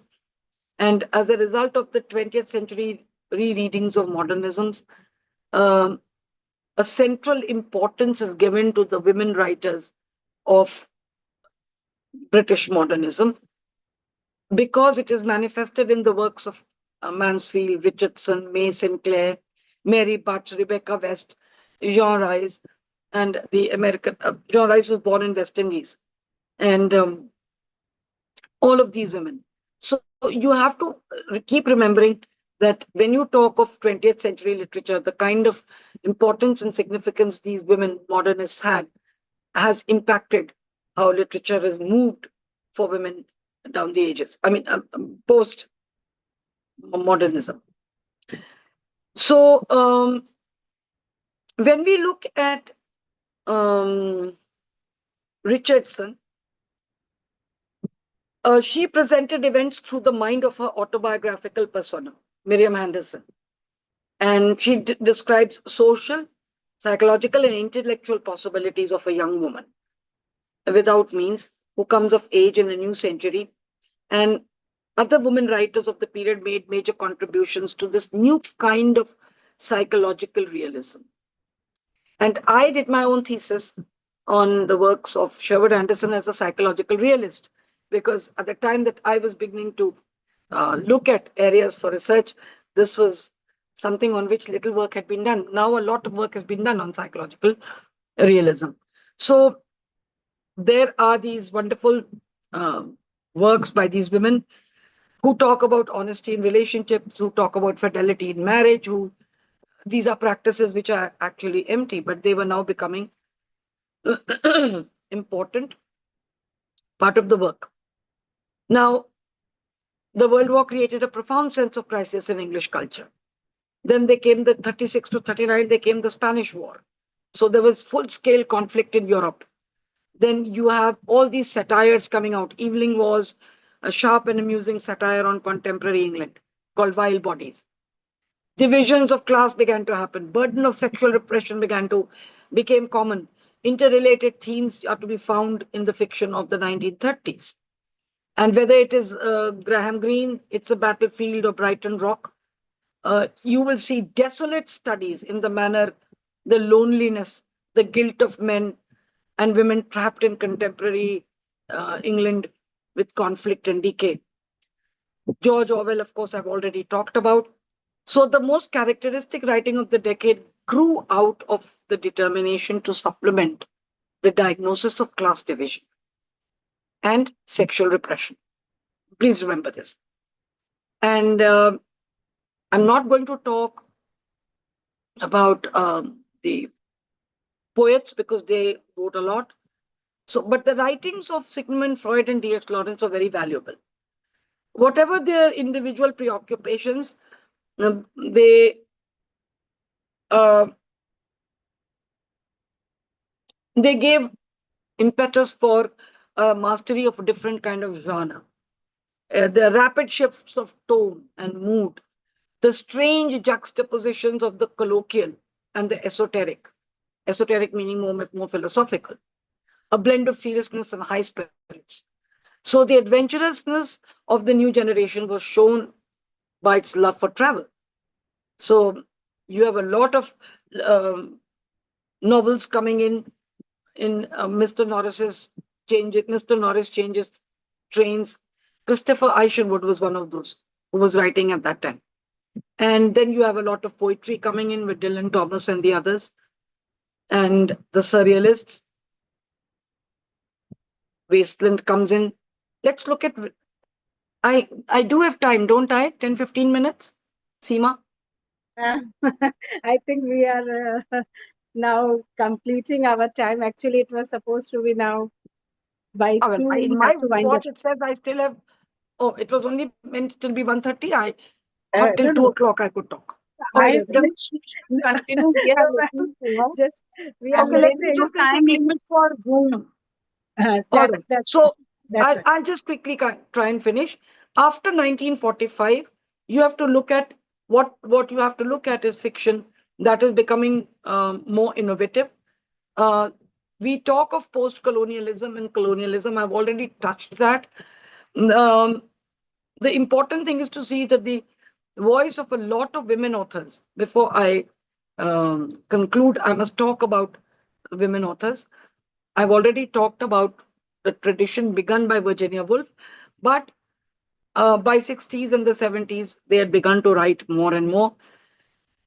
If you look at Rushdie and the writers who were writing, so in the 1980s, post-colonial voices made themselves audible. Salman Rushdie is, born in as Indian independence dawned, Midnight's Children. It has got Eastern fable, it's got Hindu myth, it's got Islamic lore, it has Bombay cinema, it has cartoon strips, it has advertising billboards, and Latin American magic realism. Such eclecticism uh, was called postmodernism. So Julian Barnes, in the history of the world, in 10.5 chapters, has talked of fantasy, reportage, art criticism, the satanic verses, the Moor's last sigh.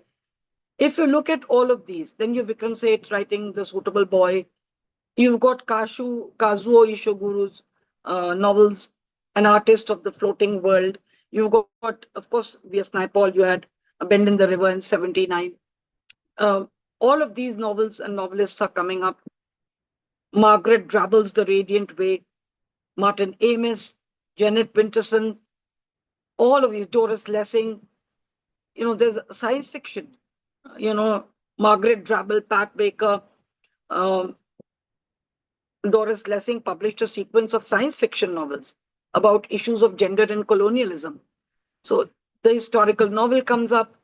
There is Ian McGovern writing, and I did say that the novelists are coming into their own and experimenting with form and structure. Alienation, fragmentation, all of that becomes predominant. And if you come, I've already talked about the emergence of fantasy, magic realism, and etc.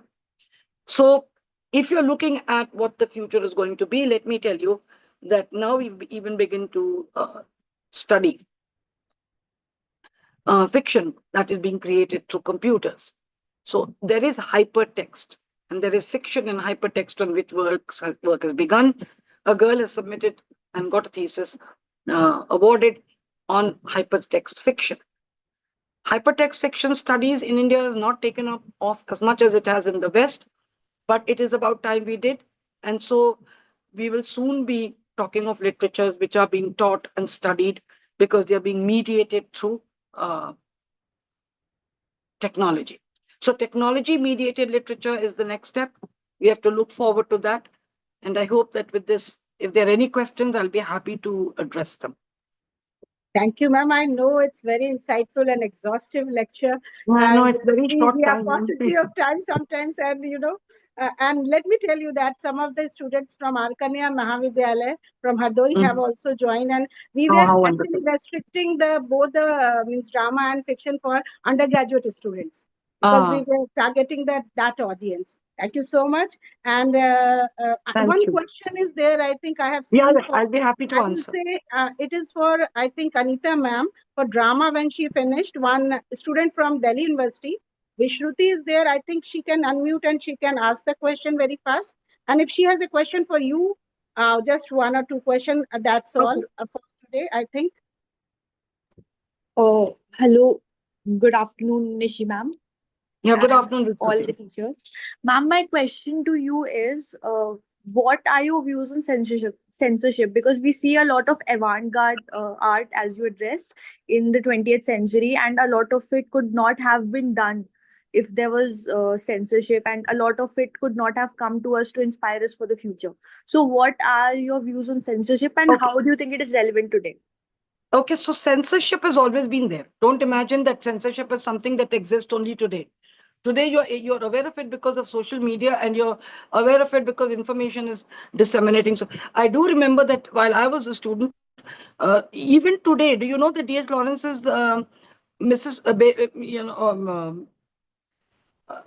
Lady Chatterley's Lover it cannot be published, and it has been banned, and that ban has not been removed till date. So censorship was very much there. And there was a man who was just talking openly about sex. More vivid descriptions of sex have happened in other people's novels and books. People have not banned those. But that poor D.H. Lawrence's novel remains banned even to this day. So my point I'm making is censorship has always been there, and there will always be this, uh, this kind of what I was saying, this totalitarianism, this kind of control, whether it's a cultural control or it's control over, bodies or minds. It's never going to go because that's the power dynamics. So, but there will always be people who will continue to write and impact the new generation. They will always know how to circumvent um, this kind of censorship.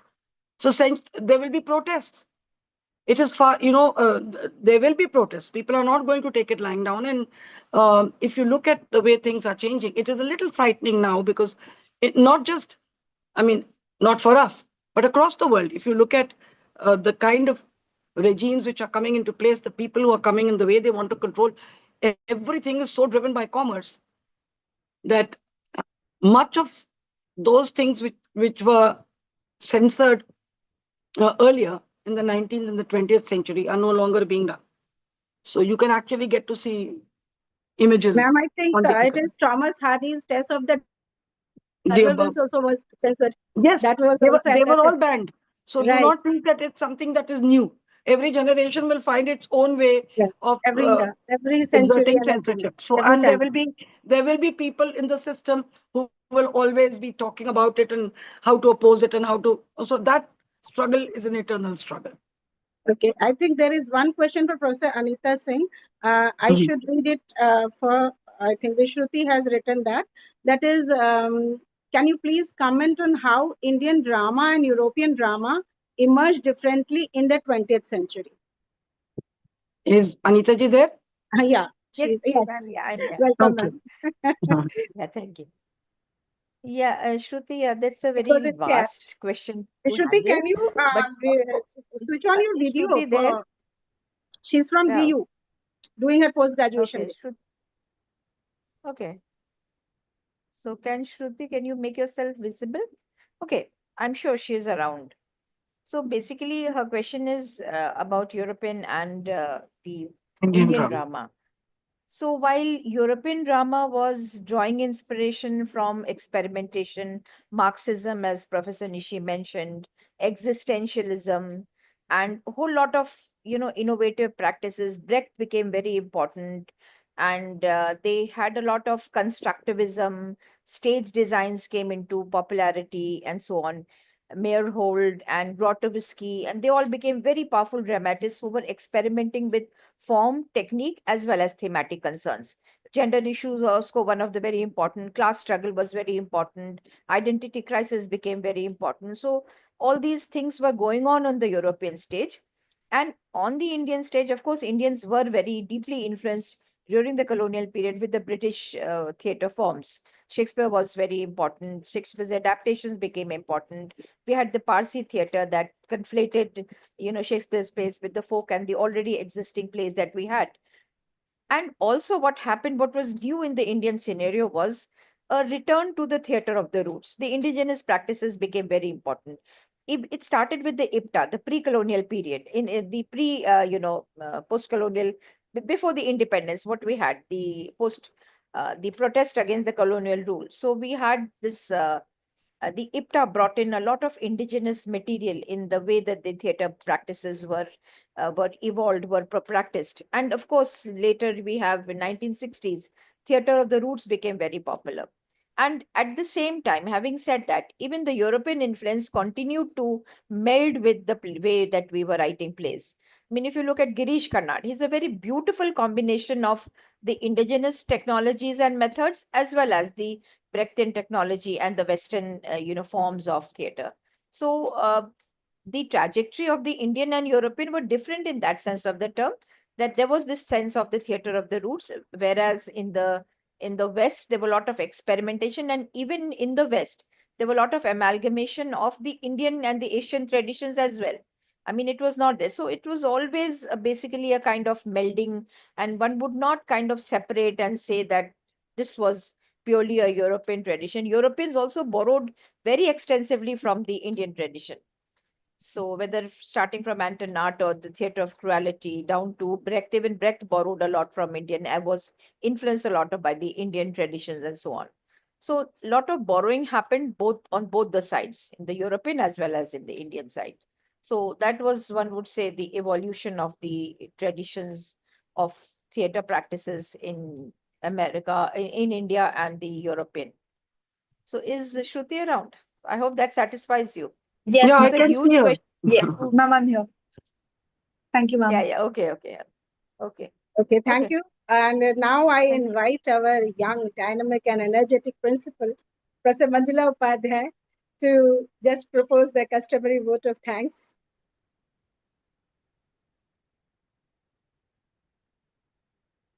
Namaskar to both the eminent speakers, I think from Lucknow, Professor Nishi Pandey, no one is there who don't know her, but I just met online through Professor Anita Singh, and I humbly thank both of you for delivering your valuable lecture in online webinar on exploring the human experience in 20th century drama and fiction, because it's not my subject, but say in childhood I was very fond of reading detective novels.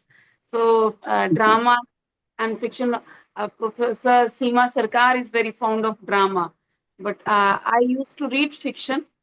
uh, in present time I just don't get time to read fiction, but my inclination is towards detective novels.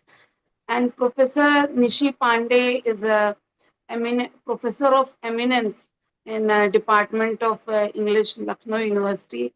And since as a student, we know her and we know her capabilities and how she had fought for her rights. And you may say it as a feminism, but I think I will say that she is a vocal woman who, if sees something is going wrong, she responds to that, and everyone should do that. I'm also thankful to Professor Anita Singh, because I don't know much about her and joined late and was not able to hear your lecture. But I think it will be, I presume that it would have been a very insightful lecture for our dear students and young colleagues who have joined from different parts of the country. And I'm informing you that these lectures will be telecast, is being telecasted on our YouTube channel, and it will be saved there, and it will be uh, shared to the students who have not joined today, and to on our Facebook. So most viewership will increase. And since I don't much about literature, I again thank both our eminent speakers and Professor Seema Sarkar for taking initiative for organizing this online lecture. Because I now and then say to all the departments that organize online lecture, since Navyu Kanna Mahavidyalaya has purchased Zoom, there is no time limit and there is no audience or viewership attendant limit.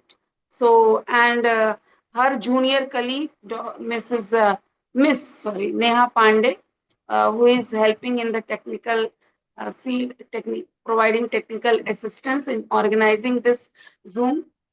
And these young colleagues are also will learn from example of activeness of Professor Seema Sarkar for a whole day. She's running here and there for attending some socially engaged, I will say. She's always socially engaged, and she don't miss chance to watch drama, theater, and she also shares to me. So I just regret that I'm not very keen to watching theater. So I'm also thankful to all the participants who have joined from different parts of the country to listen to these two eminent speakers who are a landmark in their field, one from BHU and one from Lucknow University. Both the universities have created benchmark in respective field. Professor Nishi Pandey and Professor Anita Singh has also represented India and their universities worldwide also. Their knowledge is not confined to just India, but to other foreign countries also. And also, I'm thankful to the technical team. I'm seeing the our teachers, few teachers from different subjects have also joined. I'm thankful to them also. And I'm again at last thankful to Professor Nishi Pandey and Professor Anita Singh for giving their valuable time. Thank you. Thank you, ma'am. And if Ms. Neha has any query to both the eminent speakers, she can just ask for 5 minutes. Otherwise, I would like to extend my gratitude to the principal, Madurai College, and he is there, Mr. Dr. Rama Subbu, and from National PG College, Dr. Ashish, and Dr. Beenu Singh from Guru Nanak, it is Shweta Nigam, and so many of the students I can see, Bhavya Pan, our colleague from our department, and our research scholars like Aisha and so many, and Dr. Richa Shukla from science stream, and of course assisting continuous support by Dr. Dr. Neha Agarwal. And really, it is a really very enriching and insightful experience, ma'am, both of you. And just it is so positive vibes I always get from both the personalities, because I am a fiction lover, from the childhood I used to read the novels a lot. So and she is my very great inspiration, Prasanishi Pandey. I always get energy from her. And Professor Anita Singh is very endearing person, and let me tell you that she is a relative to Dr. Amita, Professor Anita Singh here. Amita Singh here in our Hindi department. So she was very happy that Anita ma'am is giving the lecture. So really very, very insightful, enriching experience. And Miss Neha, if you can, if you want, go ahead, and then we can end up the session. And if Dr. Rama Subbu wants to speak something, Thank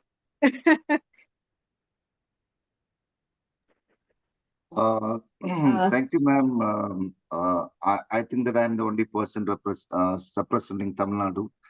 And from the first minute to the last minute, I was attending the session. It was so excellent, insightful. Even I have organized a lot of webinars, but the two speakers, the range of topics, the range of themes that they have covered, and see that the galaxy of writers they have mentioned, it is unimaginable. And even teachers who have put in 20-25 years of experience cannot recollect the galaxy of writers whom they have mentioned. It is mind blowing. Today we are celebrating Tamil New Year, and from Tamil Nadu, I wish you all the best to all the participants. This is something insightful to all the young readers, which teachers like us cannot teach, because only experienced teachers like Madam Pante ma'am and Anita Sri ma'am, only they can teach. Cover now from 19th century to 21st century. It's highly insightful. Excellent. Thanks to you, both of you, ma'am. Thank you so much. Very excellent. Greetings of New Year to you, to all Tamil people and everyone else from UP. Yes, madam. But I And have a ma'am, question. tomorrow is Bengali New Year. Yes, to everyone then. Great opportunity to wish one another. Yes, definitely. Yes, Neha, please. Very good afternoon to all of you and the eminent speakers, Professor Manjula Parkhan ma'am, and our coordinator, Professor Seema Sarkar ma'am, and my teacher and guru, Professor Anita Singh ma'am. I'm really glad to see you after a long time. And so it is you can see my happiness from my face. So there is, of course, there's no question and query. You quench the all the thirst inside me, and also possibly I believe that our students also very much benefited from the lectures and the from yours. And I really thankful for both of you for such an insightful, enlightening and engaging lectures. Thank you very much, ma'am. Thank you. Professor Anita Singh was two of my research, scholars, examiner also, Viva examiner also. So really it was a pleasure meeting her online, of course, once again. And I always enjoy both the speakers who are there on, digital platform. Always they are very pleasant to talk to and to meet. Thank you so much, ma'am. Thank you all. Thank you for the invitation. Thank you. Thank you Grateful. all. Thank you so much.